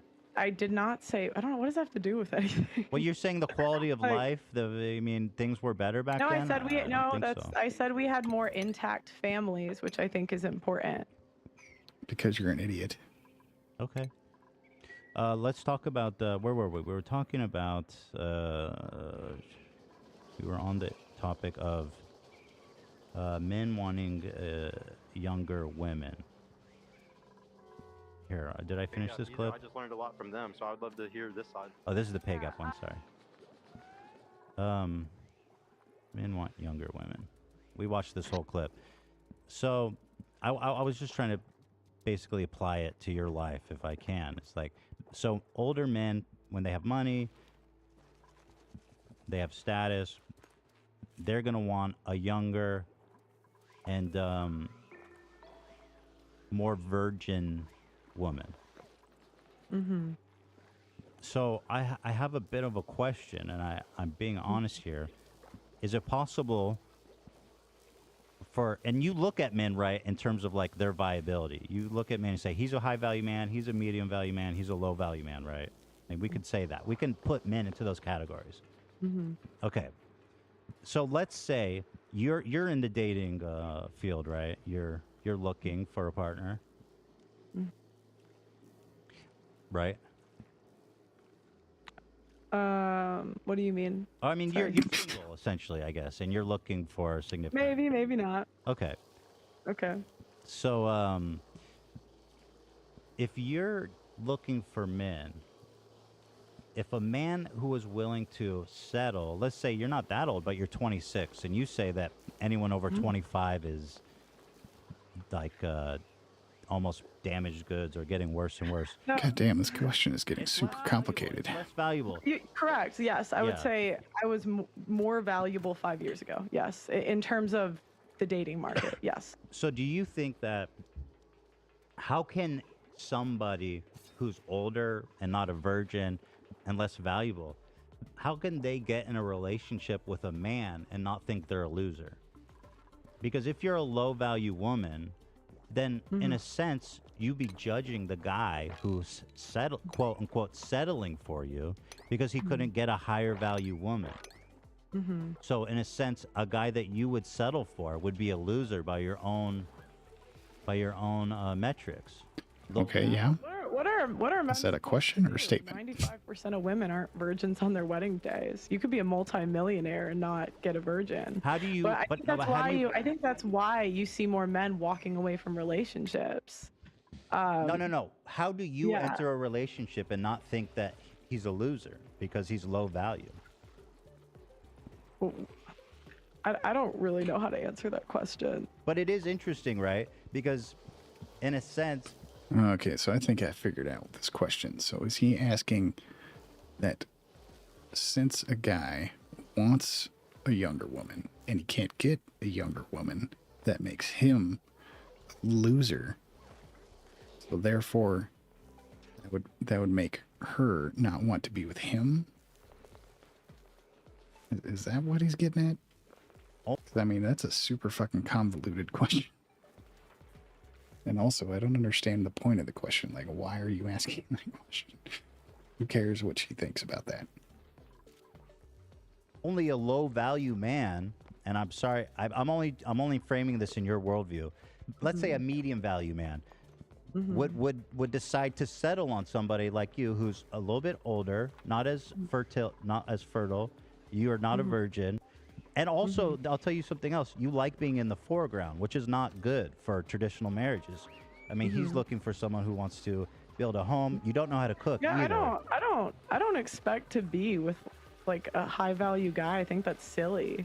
Okay. What's your when I think of high value, I think of like top 5% of men. So what value do you think you'll be settling on in your own personal life? What value will I be settling on in my personal? What man do you think is reasonable for you to pursue? I just I think that's a bit of a inappropriate question. But that's interesting. Why is that inappropriate? Talking about this stuff, I find that it's really interesting to have you put this analysis into use. Why is it inappropriate? Because the way you're framing the question is a bit disingenuous. How?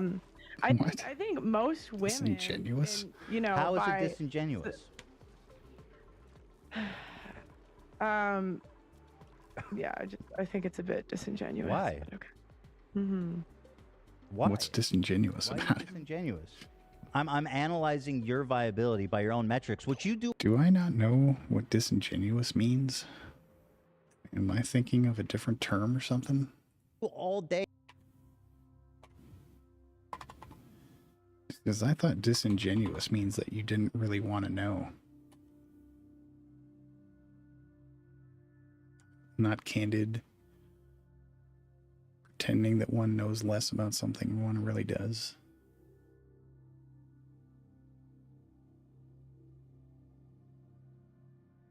How is that not a sincere question? What the fuck?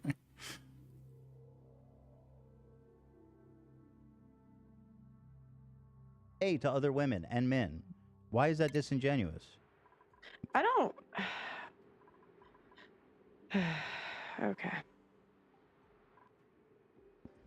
I mean, you could say you're uncomfortable answering the question, It's but fair to say, because you were talking to women about how is it not a expectations sincere and question? expectations based on their value. I think it's fair to say, okay, well, what's your value of man you're looking for based on your own? What's my value to a guy that I'm looking for? No. What value of man? I wish I don't know what you want me to say. Like, I wish I was a virgin. You know, I should have waited. No. Like, I don't know what. Like, I don't. You know, most guys don't expect that in 2023, unfortunately.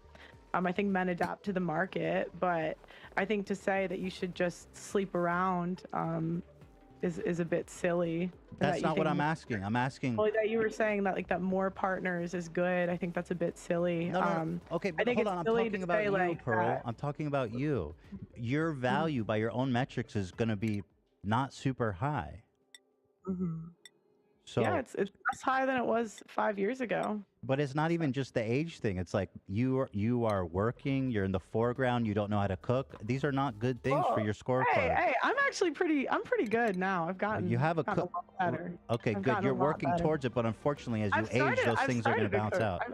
Yeah, I mean, sometimes like you start in a certain place in life, but all you can do is improve and get better. That's interesting. I agree. So, what is the point of telling people that they're? Because a lot of times we're like we're lied to. We're not even told what men want. Being told that men want younger women is like crazy, even though that's not true, by the way. That's not true, by the way. Men don't want younger women. They want who's hotter? A 50-year-old is equally as hot as a 20-year-old, just based on looks and nothing else. So yeah, it could. Yeah, but that doesn't mean that that's all men want.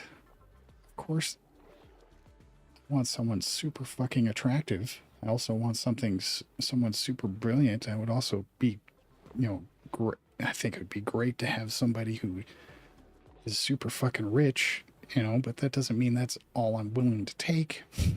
What the fuck? Could be. I mean, it could be. But like, how do you meet a guy that you respect because he's settling on you? Don't you see that there's a paradox here? I mean, if you respect men, you don't like.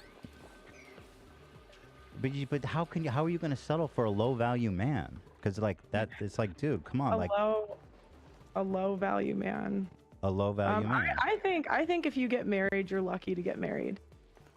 That's my opinion. Okay. So I would feel very lucky. If I was married, I would feel. So you'll take anything. No, I won't take anything. It's a bit silly. Your standards are quite low. I didn't say. That's not what I said, but okay. You said I'll be happy if I get married. I don't, you know what I mean? This line of questioning is just stupid. I didn't say to anyone. How would you? Where's your value as a woman? Would you say, like on a scale of 1 to 10? You're still going down this line of questioning. 5? Yeah, that's fair. I think. I mean, based on your metric, I'm not saying one way or the other. So we're looking for. I think I'm a 5.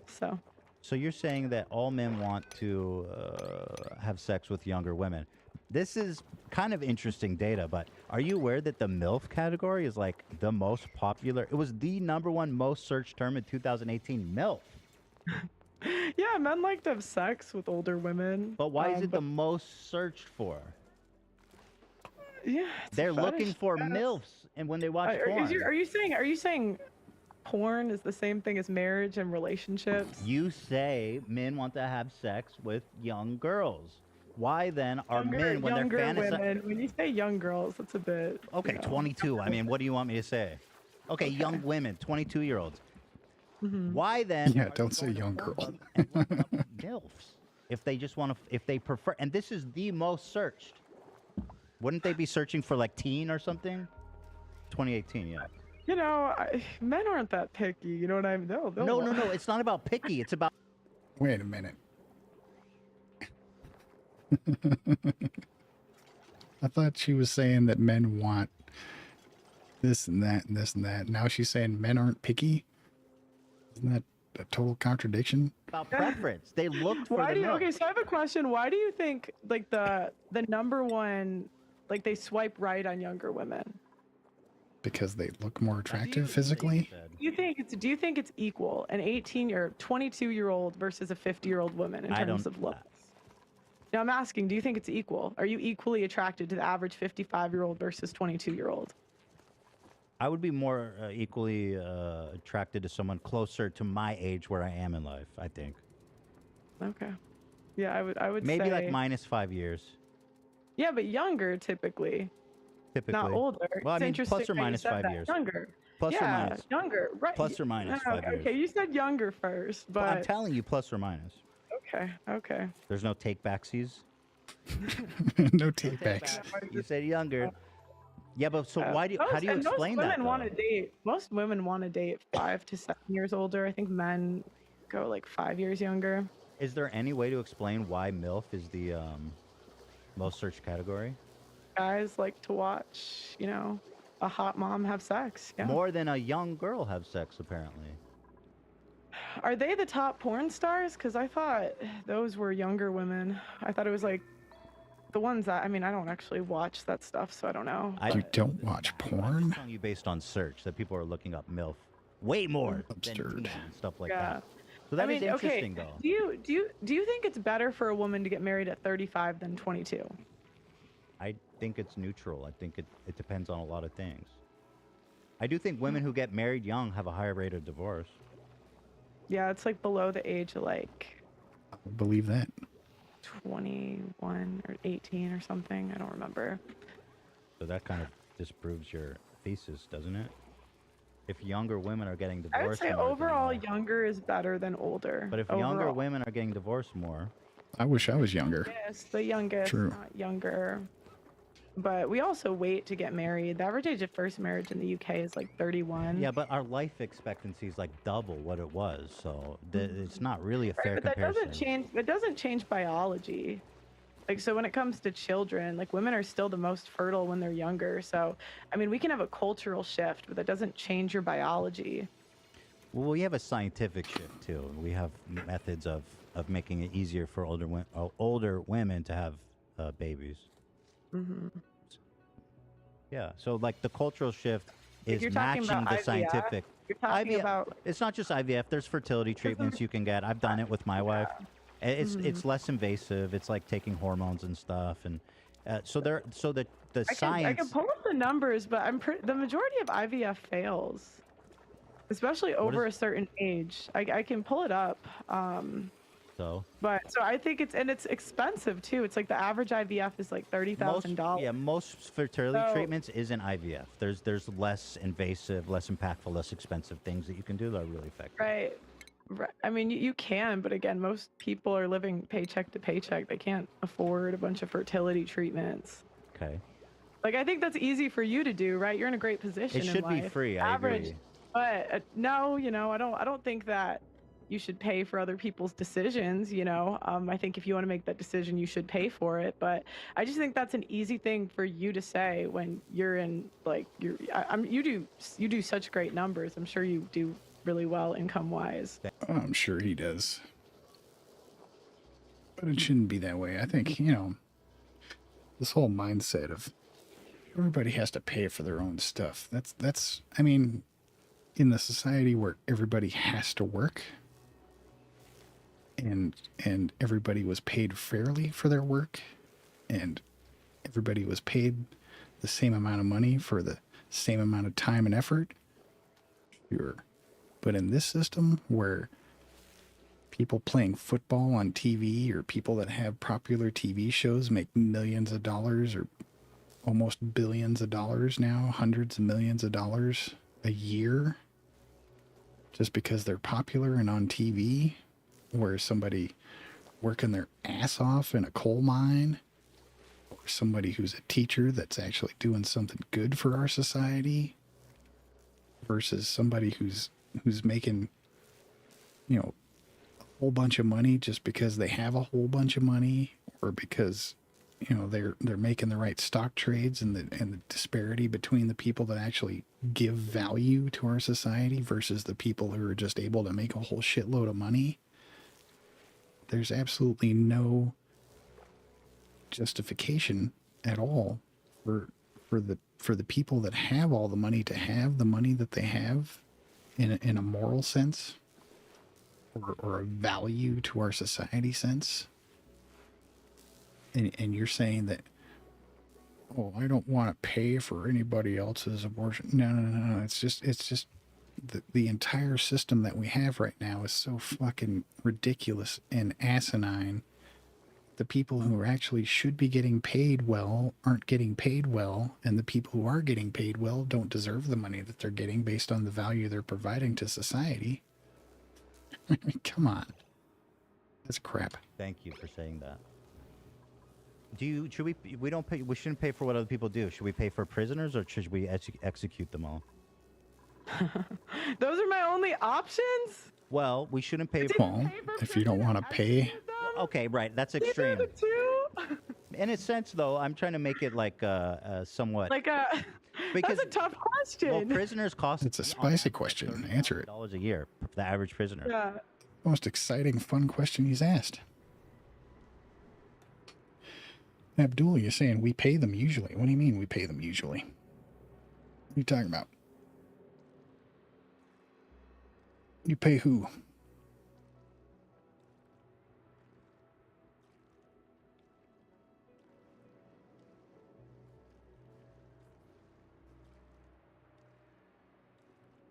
Mm-hmm. Or even more now, probably like significantly 40, more. I think it's like closer to 45,000? 70,000 or something like that. 70,000? Let me look it up. I'll look it up so we That's have the right number. crazy. Because the IVF is obviously way cheaper than that. Mm-hmm. So what do we do about them? To execute or put them in Or what else? I mean, what would you do with prisoners? We're spending $45,000 a year. What do we do with them?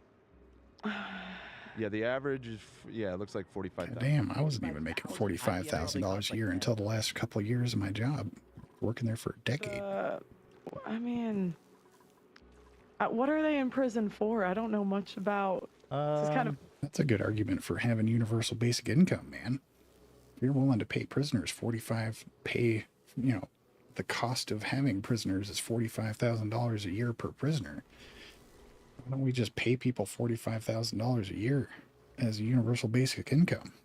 Different, topic, but I do think we should execute. Well, they're all rapists. costing us the same amount of money, $45,000. We can execute, and murderers. Yeah, we can. The rest, I don't really know.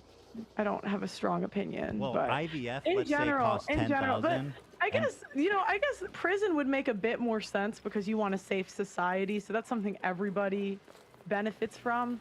But I don't benefit if Susie down the streets waits till she's 35 to get married. But and then decides her family. Football players? Yeah, football players make an absurd amount of money. Well, I mean, the ones on TV anyway.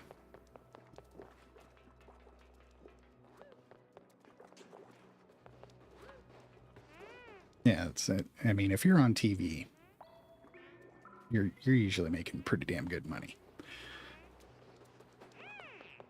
Definitely more than anybody could ever justify when they're paying teachers so much less, and they're providing such greater value to society. Will be stronger. She's less likely to get divorced. The kids will grow up in a stable household. Or she could do that when she's younger. Like, again, we're right, always but that's not how it works, women. and you know that. You look at the stats. Younger people are more likely to get divorced. Young people don't make as much money. Younger people have less time to spend. What do you mean by young? So, like, I think the stat I saw was under the age of 21, but it's like above that, the divorce rate's very similar. Do you think women under 21 should get married? Yeah, if they want to. I think, people, I'm not forcing anyone to do anything, but The way you're not forcing anyone to do anything, but yet this very first argument in this video was you think that people should be forced to stay married. That's definitely forcing somebody to do something. I think more time you Excuse can me. spend with a husband rather than just like out on the dating market. I think that's better. I think less experience is better. So here is an interesting regarding men wanting to sleep with younger women. The top. So I've been trying to source that figure. How old is Abella Danger? How old is she? How old is Abba? She's She's 27. 27. That's pretty old in your world, isn't it? Lana Rhodes, Riley Reed. Yeah, but that's not a MILF. No. 'Cause I think, and us, for us, it's like 18 to 28. Lana Rhodes is 26. 26. Yeah. Yeah, But again, the most searched. But like, it's 18 to 28. just because they're the most popular doesn't mean it's the most popular category. Also, their 26 is over the hill, right? I got the top categories I have is ebony, lesbian, threesome. I don't see any 22-year-old large mainstream porn stars. I mean, 22 versus 26. It's not that. Like we say 18 and 28 is a woman's peak. 20. What is the woman's peak? Between 18 and 28. I mean, 28? it slowly declines after like 22 or 23. It slowly declines, but 18 to 28 is And a woman's peak. peak as in what? What does peak mean? Peak like looks wise. Okay, looks wise. Hmm. So I've been trying this claim that men between ages 20 and 80. I think I peaked looks wise when I was find any probably 12, for that. and I got fat.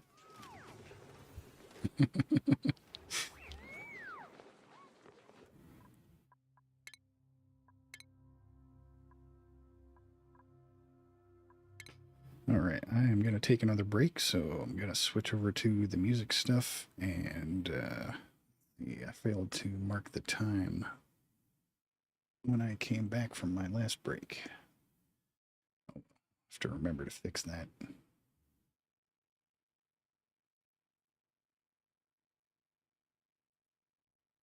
I'll just put dots there for that.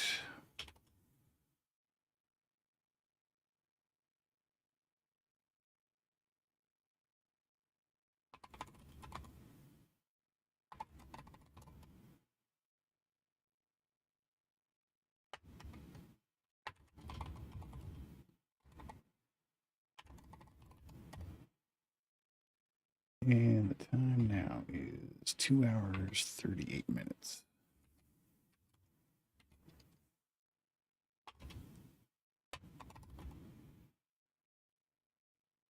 All right, let me turn on the music and I'll be back after the break.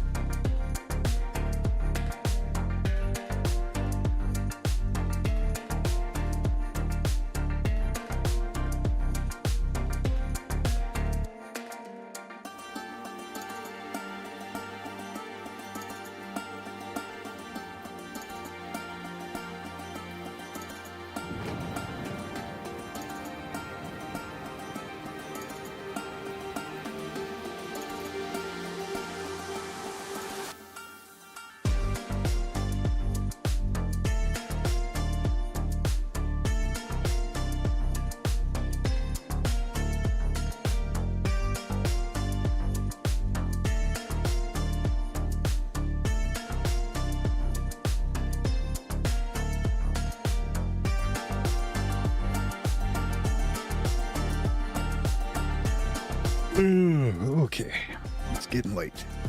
Let's do another hour or two of the chat and gaming. And I think I'll be going to bed after this session here. Let's see. Do I still have a viewer? Is Abdul still here? If you are still here, are the audio levels good? Like there's nothing way out of whack with the audio. I'm not playing anything too loud, too quiet. What do you think? Let me know. Now, let me switch back to the video screen. Get the game loaded back up here.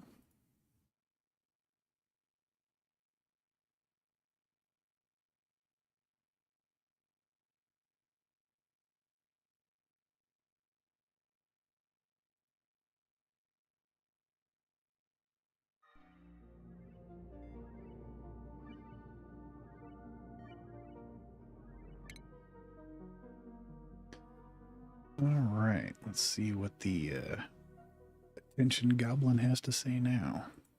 The only source I've been able to find is from this Can we book. put the prisoners to work? Say what?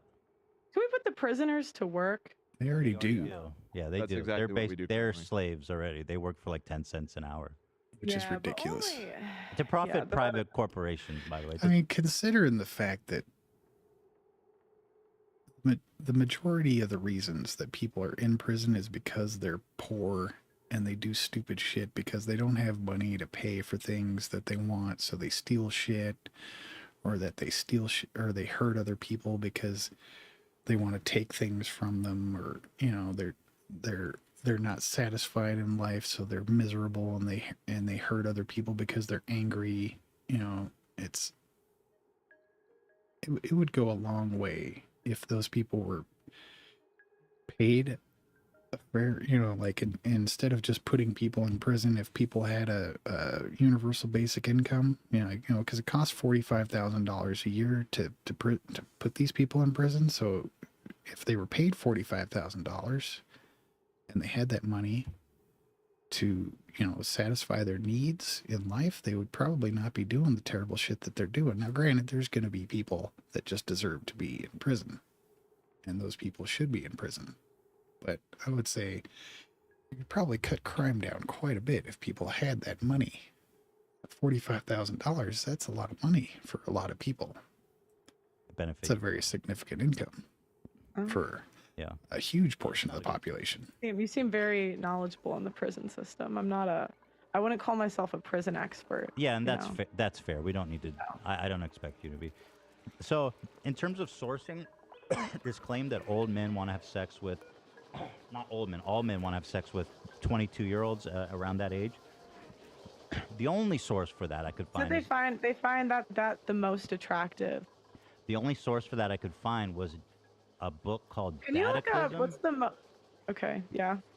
The way that these numbers are sourced is pretty poor. So it's not really that high quality of a source. But I'll read you the results. It does say that men 20 to 50 find 23-year-olds most attractive. But in the same study, it says, but women that men find they're most interested in are women of their similar age. I could totally agree with that. But they found the 23-year-olds the most attractive. But physically. How did they source interested in and desirable? I think How did they just ask them? The whole I'm study just is pretty curious how they- It wasn't even really a study. This was a book. And I'm sorry if this isn't what you got your statistics from, but it was the closest thing that we could find to the stats that you were laying out. And it did, again, it has shown that 20 to 50 men, when asked who they find the most attractive, the answers generally fall in that range, 20 to 23. However, this wasn't really a study. This was a book by the CEO of OkCupid, and he was basing all of this off of analyzing the raw dating. And I wouldn't even say most attractive would be the most appropriate term. It's more likely that the best term for what they were talking about was the most pleasing to the eyes. raw data from OkCupid, and this was in 2014, so it was about a decade ago. But they're most interested. Right, and they found the same conclusion that Ethan just pointed out, that though they may find younger women more attractive, who they are interested in dating falls generally much closer to their own age. But if you have a better source on that, I'd love to hear it, because we look. Or even if you look at dating app data, like what? Because it all starts with That's looks what this for is. men. This is dating. But I'm saying it starts data. with looks for men. You're not going to get in the door unless you look a certain way. Yeah, so women, I mean, there's some older women that right. Looks play a big role. Good enough to get into the But door. I wouldn't say it all starts with looks. That starts with looks. So if they find That's a bad way of phrasing it. attractive, that's what you need to get in the door first. It's not to say that every woman over the age of 30 or 35 is like done for completely, but it's going to be a lot harder. And I think it's dishonest to say it's going to be equally as easy to date when you're 35 versus 22. Yeah, I didn't say that. But you're saying men. Men tend to, in general, like younger women. But find younger women more attractive. But I don't not think who it's they're accurate to interested say But they it like starts, younger. but everything interested. starts. But men, it starts with looks. So you don't get into the door unless you look a certain way. I think you're making a big. Maybe with cavemen. Okay, do you disagree with that? You don't think it starts? I think a lot of men have a lot of different preferences, and I think a lot of men's consideration of what attractive as a huge variance as well. Okay. So when you say good looks get you in the door, I mean attraction is pretty subjective, don't you think? I think that it starts with looks for men. And looks is pretty subjective. I would say no. I would say it's not. I would say men tend to find the same things attractive. Beauty is objective. Based on what? That's an interesting take. Okay. Based on what? I would say dating app data. Which ones? I don't know off the top of my head, Ethan. This one from OkCupid said men are most interested in men of their own age. Or sorry, women of their own age. It said women. They find women the most attractive. God, why does she constantly sound so put out about being on this show? If you don't want to be here, why the fuck are you here? About 22. 23. Yeah, right? But they don't want to date. My argument. They don't want to date them though. They don't want to date them. Yeah, they find them more attractive. You guys don't let me finish. Is my argument is I hate people that say that. Door. Mm-hmm. So like, what does that have to do with being 22? Find that the most attractive. Men tend to find younger women more attractive. I think you have a really. I think it's like dishonest to say. Do you really think it's equally as easy to date for a woman at 35 versus 22? Again, nobody said that. Yeah, okay. No. Okay. Do you think it's harder for the 35-year-old in general? I think there's less options as you get older. Yeah, of course. I think for men too. For men too. And yeah, absolutely. Yeah, for both partners. Do you think it's equal? Do you think men have less options equally as much as women? As they get older? Yeah. I don't know. I mean, who fucking knows? No, no, I'm asking your opinion. You're asking my opinion? My opinion is that it's probably similar. Probably similar. If women... Yeah, see, I disagree because I saw a different dating app that the most. No, I saw a different. I think it was either OkCupid or Plenty of Fish. I can't remember which one, but it was like the most swiped right on age for women was 18, and the most swiped right on age. Well, for that's men just was volume, dude. I mean, there's way more younger 50. people on dating apps than older people. Sure. Like if you looked at age distribution, it'd be a vast majority of younger people. Well, and when they asked men what age they preferred to date, I think it was like 5 to 7, like 5 years younger was the average. In women, it was 5 to 7 years older. So even if we just go off of women's preferences, like men would have more options when they get older because women want older men. That's all you're just saying stuff. I mean, you're just saying stuff based on what you think is real. I don't think any of that is necessarily true. I mean, I could find it. I mean, I don't have like a team like you guys have. Yeah, but you say this stuff all the time on your shows, so I would expect you to be somewhat familiar with the...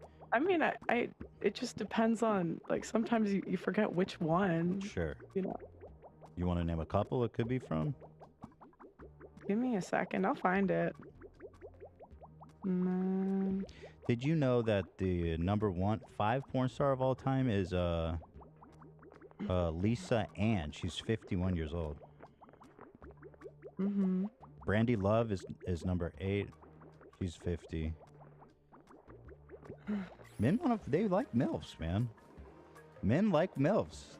They like experienced women that know what they're doing. They like men like that. Do you think that men want that for relationships? Do you think men want to date a child for relationships because they're more attractive? I think men prefer younger women in general. In relationships. Yes. That's just. I'm sorry, but that's not even backed up by your own data. It says I men would are more say younger than them. I can't agree with that. younger than them. That's. I don't know. I mean, sure, younger women might be more physically attractive or physically appealing, but I think just like men, women get smarter, more mature,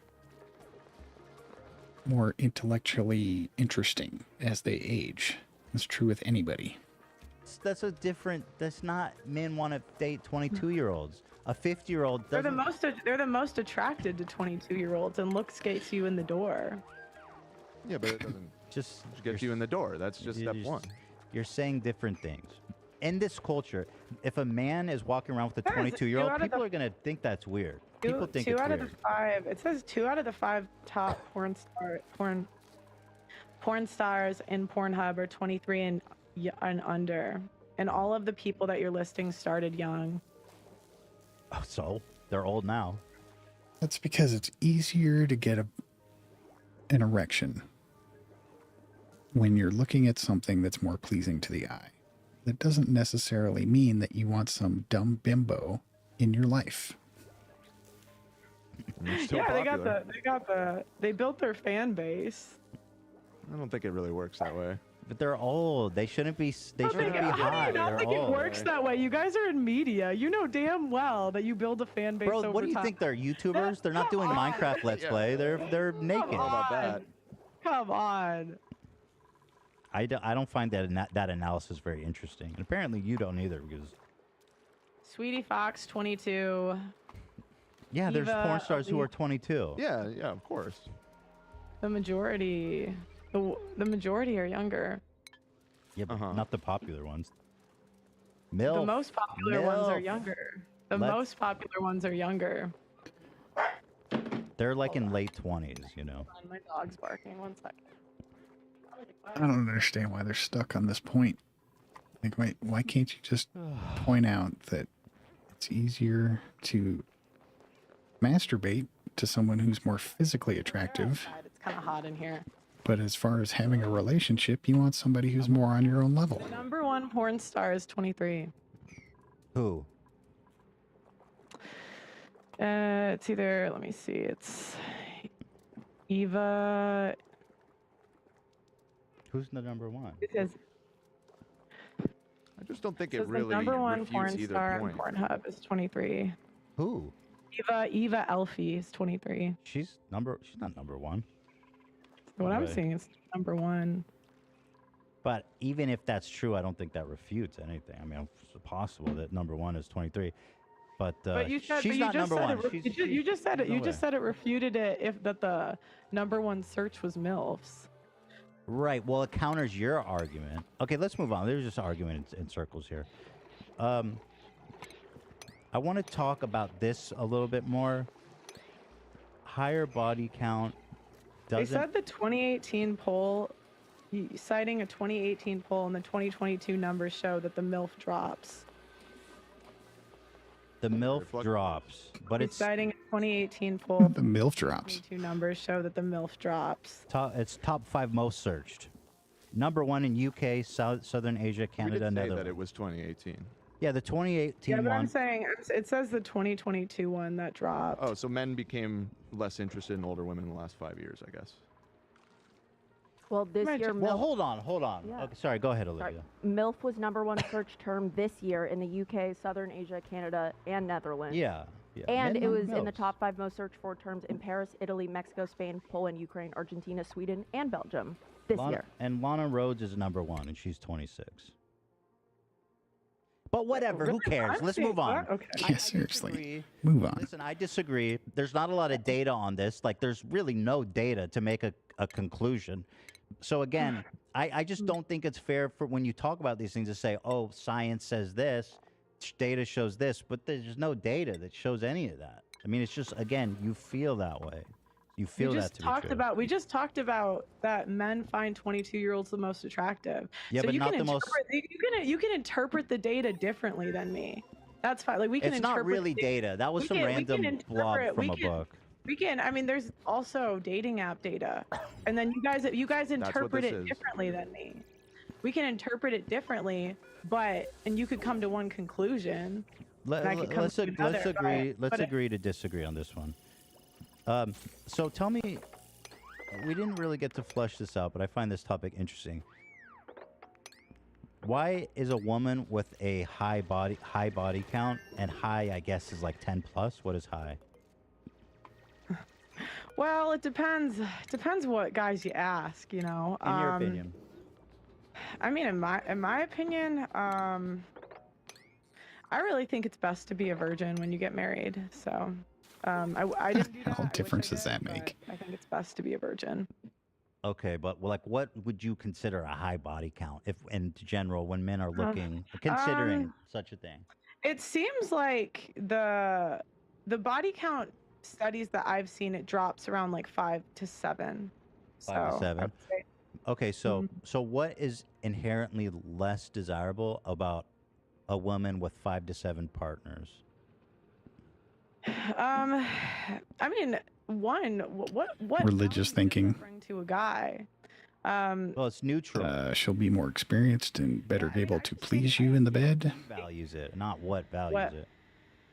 What devalues it? I think that you have more exes to compare your current partner to. Oh, so it's insecurity. So you would be insecure. If you want to label it that way, but it's like, I mean, why that's would what you it want is. someone with more exes. What difference does it make? How many exes they have? Partners means that there's too much to compare me to, and therefore you might think that I'm inadequate because you've had better partners.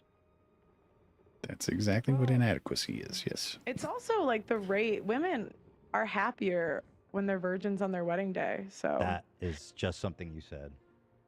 No, look, I mean, you can look up the studies on body count.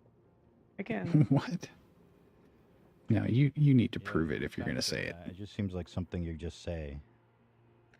It's like from the Family Institute, something in Family Institute. Some right-wing religious institute. Let's say what? So women are happier, but the more sexual partners a woman. No. See, what you're misconstruing is women are inexperienced, so they don't know what they're missing if they're with a bad partner. So that way, if they are with a partner who's terrible in bed, they don't know it. So then it's easier for them to stay married.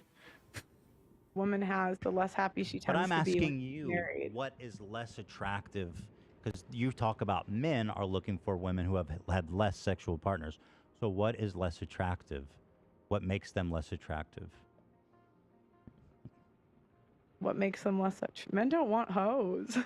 What do you mean by that? Men don't want women that have slept with multiple people. We're talking about. There are plenty of men that have open relationships and they're with multiple women while they're married, and there's all kinds of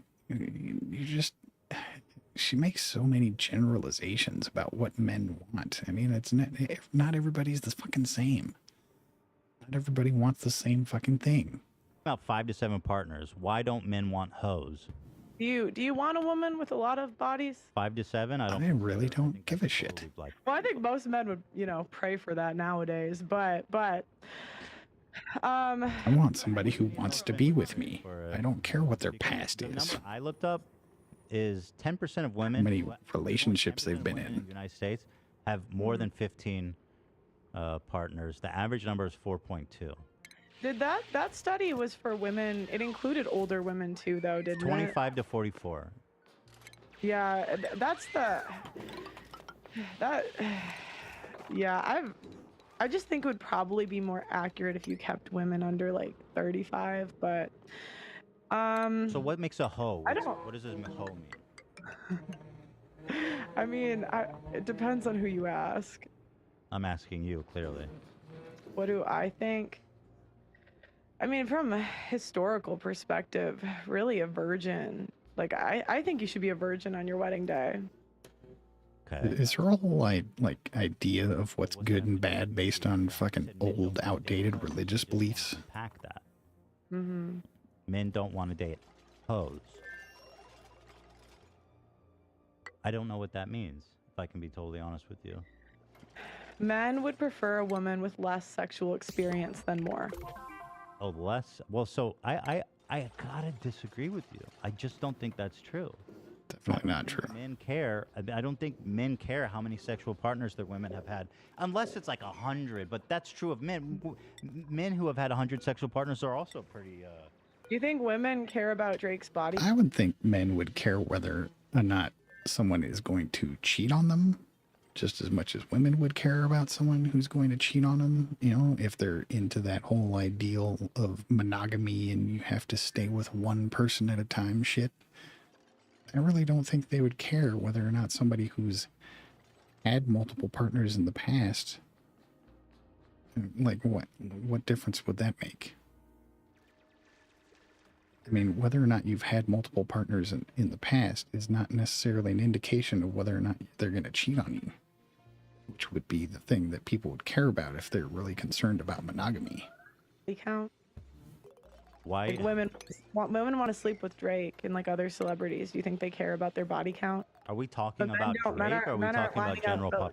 I mean, Drake's a celebrity. But men aren't lining up to date like Lana Rhoades, Mia Khalifa, and like actually You marry them. fucking crazy? Dude, are you crazy? Do you really believe that? Dude, men would, there's quite literally There are people men that would literally give their come life on, to do that. you can't believe that. Yeah. Yeah. You think the men men would with the die for most that. options, that's what they want to do. Men with the most options want to do what? We're not talking about men with the most options. Are you talking about women with the most options when it comes to Drake? Or are you just talking about average fans? I'm talking about Drake does not have a problem getting laid because of his body count. I would imagine that Right. porn That's stars not- would have yeah. I would imagine that porn stars would have a hard time getting into marriage with a man that they respect and admire. Aren't you the one that's always been like, let's not talk about fringe cases? What's the point of bringing up Drake?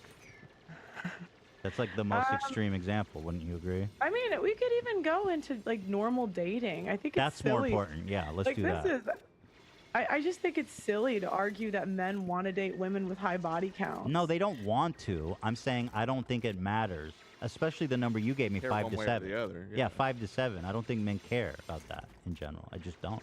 I mean, you could argue I know, I don't. 20, 25. Like, I don't know exactly what point, but usually there is a point for most men.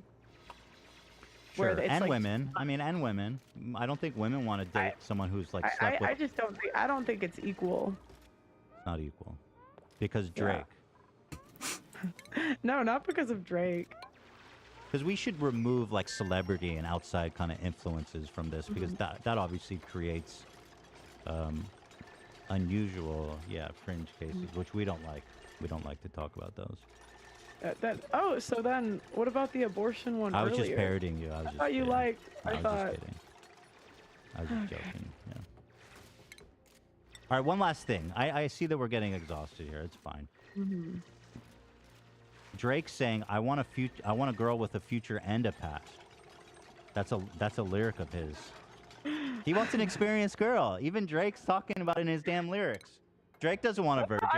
You just said no celebrities. That's crazy how you just threw that out the window now. Okay, you don't want to talk about it. Drake wants a girl with a future and a past. Oh, stop. His simp pandering music to women. He makes money off of that. Women are like, come on. Drake! All right, let's talk about Drake one also last seems thing. like a creepy, probably. Yeah. And I do thank you for being here. You know, it's combative, but I think it's a good conversation. I wanted to ask you about one last thing. This comment I thought was interesting, and tell me what you think about it. This sounds similar to the slavery stuff too, because that's literally the founder of, or the guy who made Roots said, I wanted a myth for my people to live by. So they often, but that's what they do, is they embellish, and I'm not trying to say it wasn't horrible, it was. Right. But they want to make it like more horrible so that they can control people. So, in what way was slavery made to seem more horrible than it was?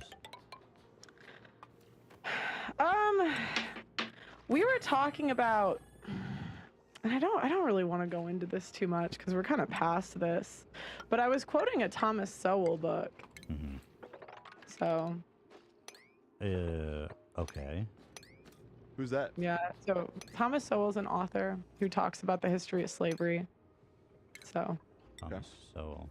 Oh, so do you agree with that premise that slavery was embellished, or no? I think that there are parts that are under embellished and there are parts that are over embellished. I think it just depends what we're talking about. That's so interesting. I've got to know what was over embellished about slavery. Just like one example, I'm dying to know. Yeah, I just rather, I mean, I was talking about a book that I read, and I think to understand the context, you'd have to read the book. But you just said some parts were embellished, some parts were under embellished. I just, again... Are you retracting that? I'd really just rather not. Okay. No, but slavery being embellished, that's so interesting. I don't know how you embellish it. There are certain... Yeah, that's a stupid thing you don't want to get yourself into, right? I would love to. We're doing the taboos. We're mixing it up. It's red pill, baby. Let's see the world as it is. Taboo topics. I genuinely want to know how it's embellished. Yeah. What can't we talk about? Come on. I mean, I could show you the video I was quoting, but it's just, I'd rather not get into this, so. Sounds like a blue pilled attitude to me. Yeah. I was kind of hoping this was like a good faith interview. Wait, what's bad faith? I'm literally showing you clips of you saying stuff. Yeah, yeah. Wait, hold on. I'm sorry. What about this interview has been bad faith? I just think you're kind of trying to push an agenda, and you're not. Yeah, I just think you're trying to push. That's a clip of you saying that. You can disavow it. That'd be super easy to say I was wrong. Full interview where I'm quoting somebody. Like if you watch the full interview, I am quoting somebody, and now you're trying to pin me down about a topic that I don't dive into. Hold on. So it's like, that's not the point of my channel. Okay. Oh shit! I forgot to build the bathroom for these guys. No, but you said it. How is that bad faith? Hold on. Let me see. Okay, because I was talking about how the founder of Thomas Sowell talks about how the guy that made Roots talked about how it was a myth for his people to live by. Okay. That's what the guy who made Roots said, Alex Haley. Okay.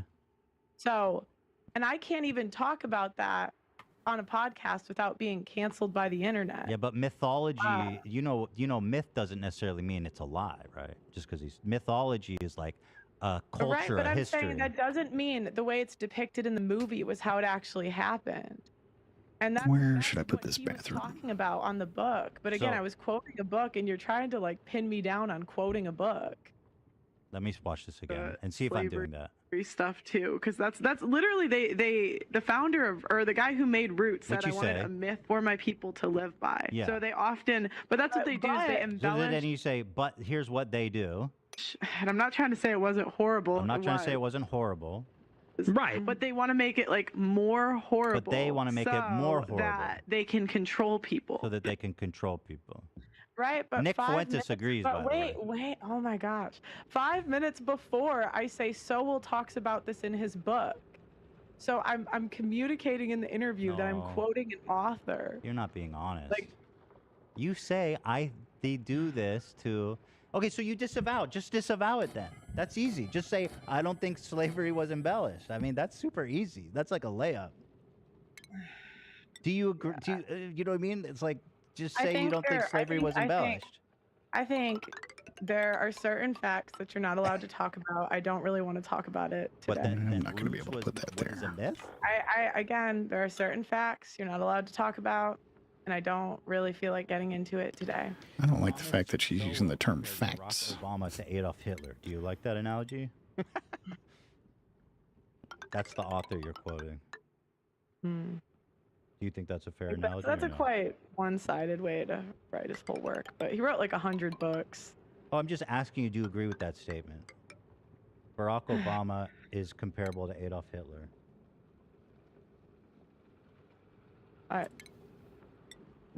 No. Okay. See, it's not hard. It's not hard. That's awesome. That's easy to do. You also said George. Why did she struggle with that? From his That's concerning. father. I guess that's part of what the What was that again? part of what the myth said. George Washington was viewed from his slaves like a father. I guess that's part of what the part of what myth, I guess, is that not all slave owners were evil. Some were father figures like George Washington. She's super uncomfortable now. Did you say that? I don't remember. I I think like if someone's a great and powerful man in history to the point like they're talking about him hundreds of years later, he didn't have any kids, but like, did he own slaves? what? Did he own slaves? George Washington. Yeah, he did. Yeah, no, real man to me. I'm just saying. No, it's actually interesting. He had a different, like he inherited his slaves, and it wasn't as simple as he could have just like let them go because the debt that's incurred on them, like you can't just release them. And why not? it's actually, like he had a really good relationship with them, and they considered him like a dad. Wow. Okay. What's your source for that? That was from a Thomas Sowell book. Thomas Sowell. So he's your guy. Thomas Sowell's the man. Thomas Sowell wrote a column about supporting segregation in public schools. George Washington. You want me to apologize? Like, you want me to talk about every single one of this man's opinions? No, I just want I just want to know what you think. Do you think racism was embellished? I mean, it's so easy. I mean, just say no. Okay. There was a time where I started to read accounts from actual slaves. So these were like, in like and I can't really talk about this. Like, even if I talk about this now, they're gonna clip it. They're gonna say things I didn't say. But it's like, I used to read actual slave accounts, and I was surprised how many didn't say bad things about their owners after they were free. Mm-hmm. Because they couldn't. Like, slavery was a horrible institution, but I can't talk about that fact without getting canceled. I can't say, hey, these slaves had a good relationship with their owners without getting canceled. Because it's not true. Yeah. It's not true. It's not true. George Washington was not a father figure to his slaves. Well, if you look up like I think it was Booker T. 47. Let's see, 47 of George Washington's slaves tried to escape. Would you try to escape if you loved your man? Are you telling me that in the age where slavery was just the soup du jour, where everything was okay to treat people like slaves or have slaves in the first place, that these people were freely allowed to speak their mind? Of course they're gonna say good things about massa. I mean, come on. Good Lord, man. What an idiot.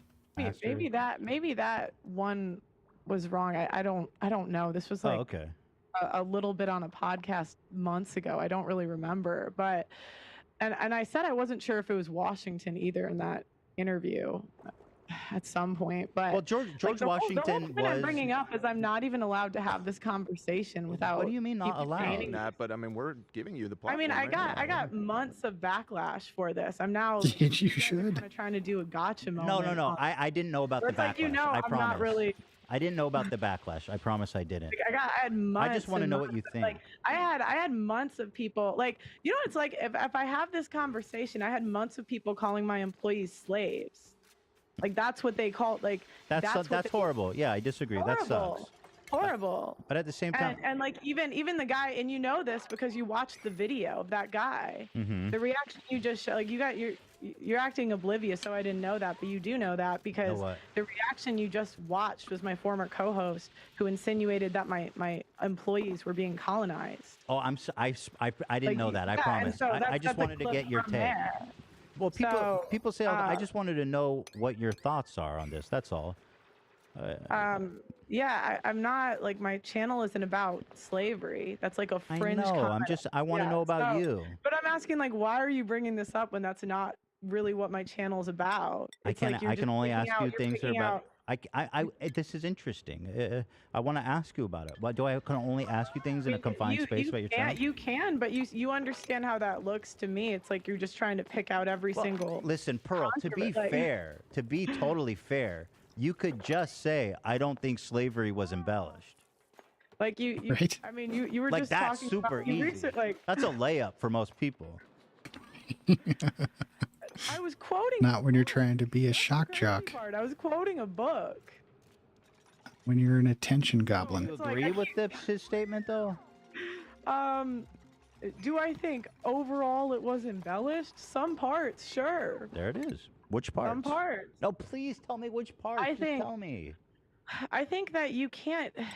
I think that certain slaves had good relationships with their owners. Not all, maybe not most, but I think some did. And there might have been days that weren't terrible. There are accounts of them saying this. So, some slaves had good relationships with their masters. Therefore, slavery was embellished? You know how this is going to go for me. Like, I don't know why you're doing this.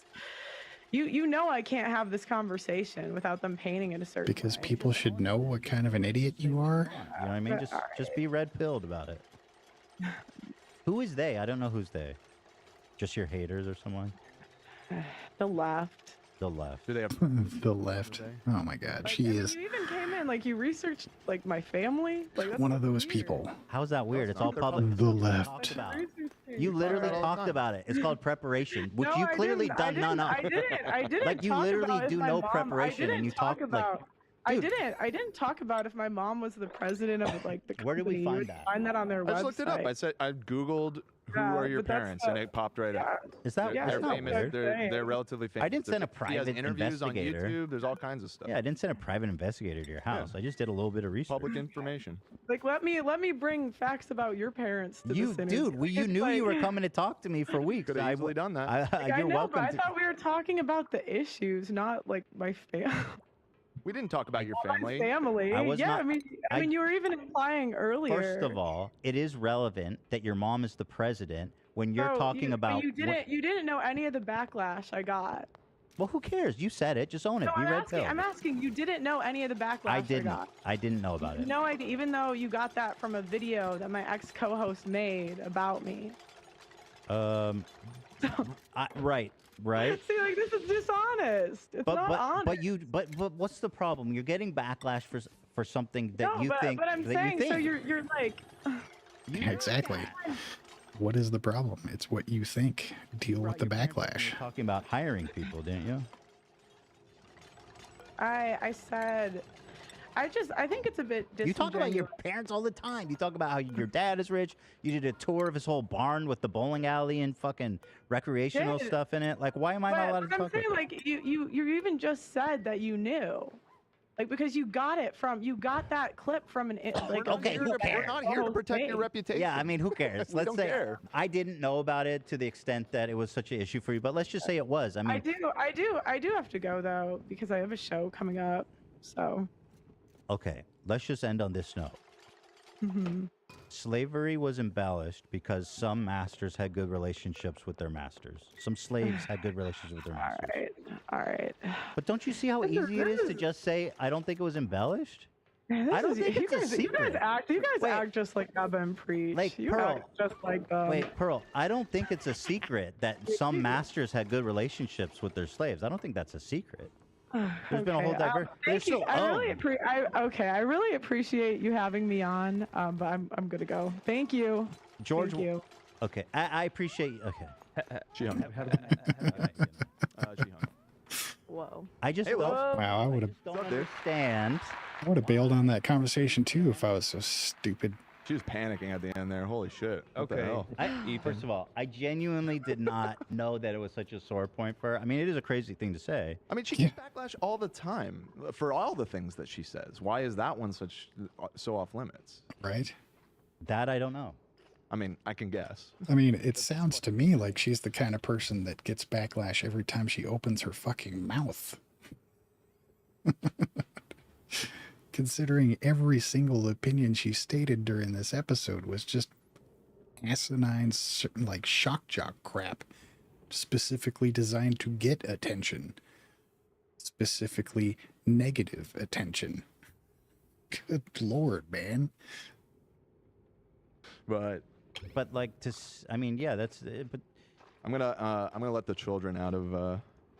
You know, I tried to nail her down on things as I do here, but ultimately, chat, you're free. Dude, I've been wondering what the fuck that noise is the whole time. I could not pay attention because I just heard crunching. There's a lot. Oh, what the fuck? When the fuck did you get here? Whoa, have you been here the whole time? Who let this idiot in? Who let him in? How'd you get past security? Who gave him food? That's okay. I don't want to just rip off this whole show. Take those away from him, Ian. Why are you letting? Close that out.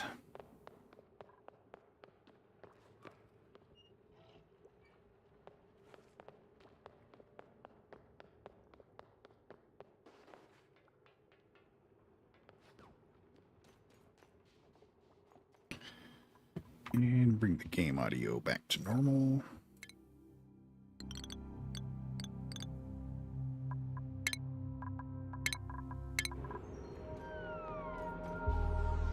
Oh, that might be a little loud.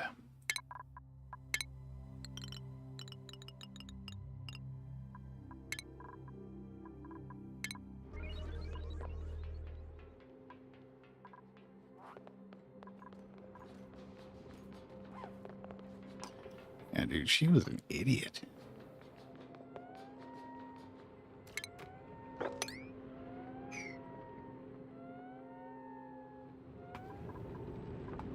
It almost seemed like she literally didn't ever even have a reason for the opinions that she was spewing.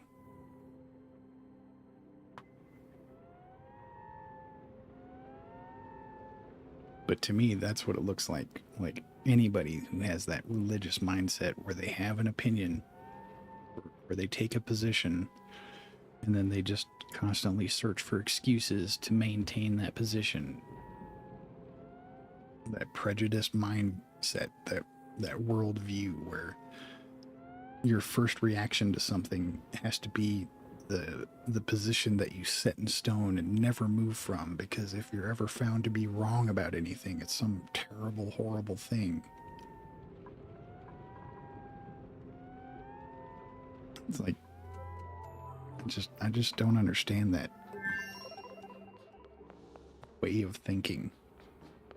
Like, how do you set an opinion about something and make it this firm, immovable position that you take before you even look at the facts?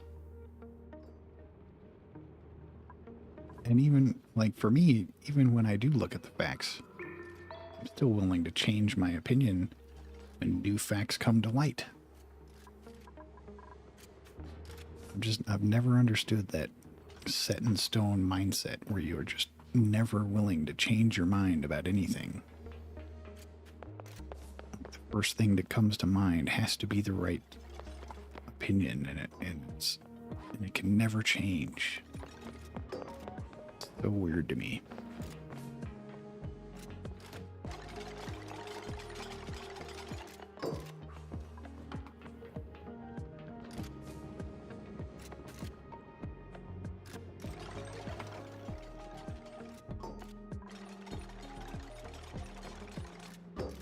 Surprised this guy's not getting any stress yet.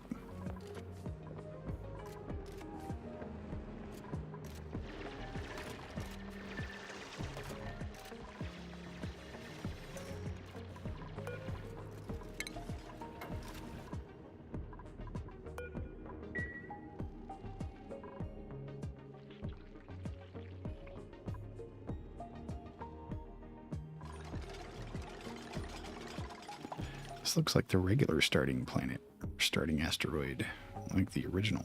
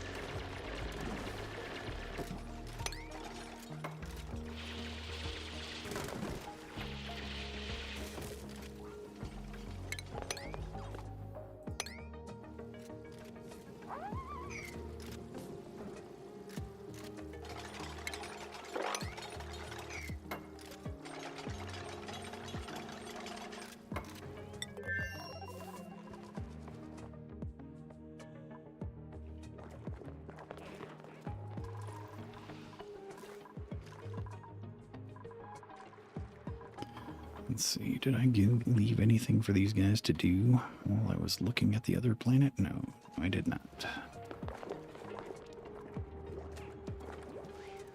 I'm not even sure what I want them to build right now.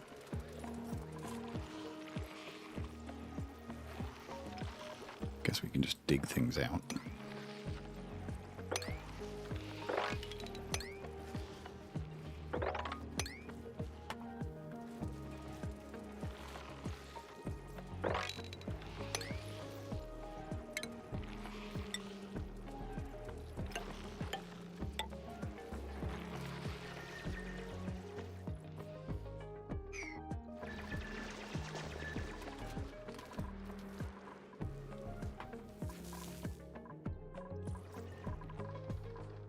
Yeah, I don't even know what I want these guys to be doing.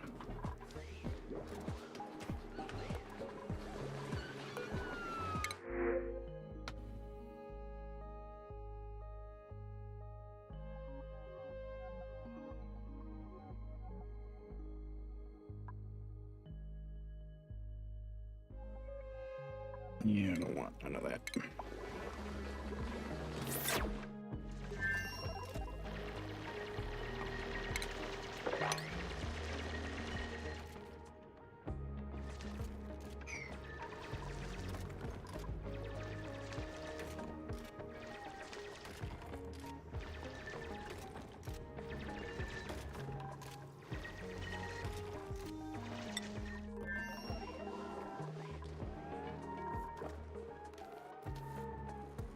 I really don't have anything for these guys to do until we start getting petroleum.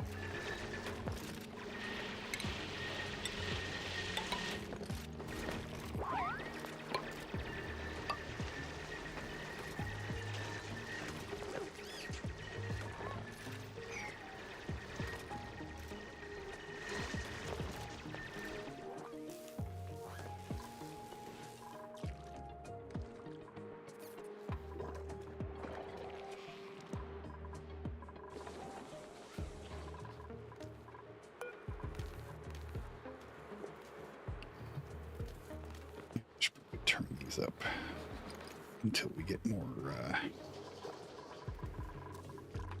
let's see, how much longer do we have until we get more hydrogen? Still another 28 cycles.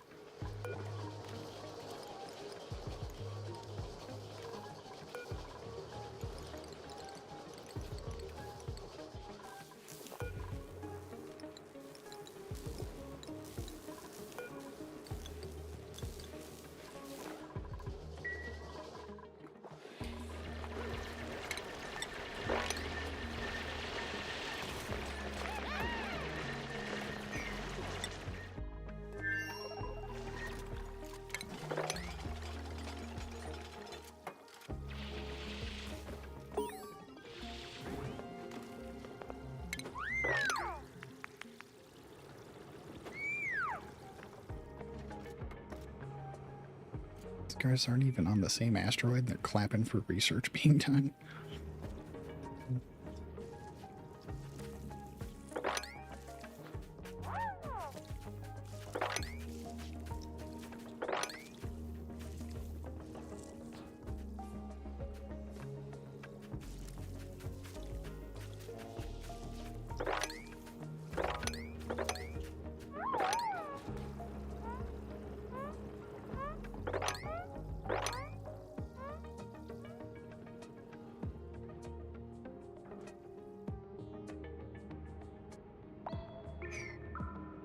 I guess it's time for bed.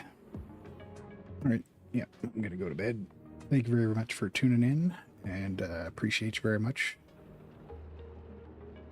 If you want to know when I go live or upload a video, make sure you hit that notification icon.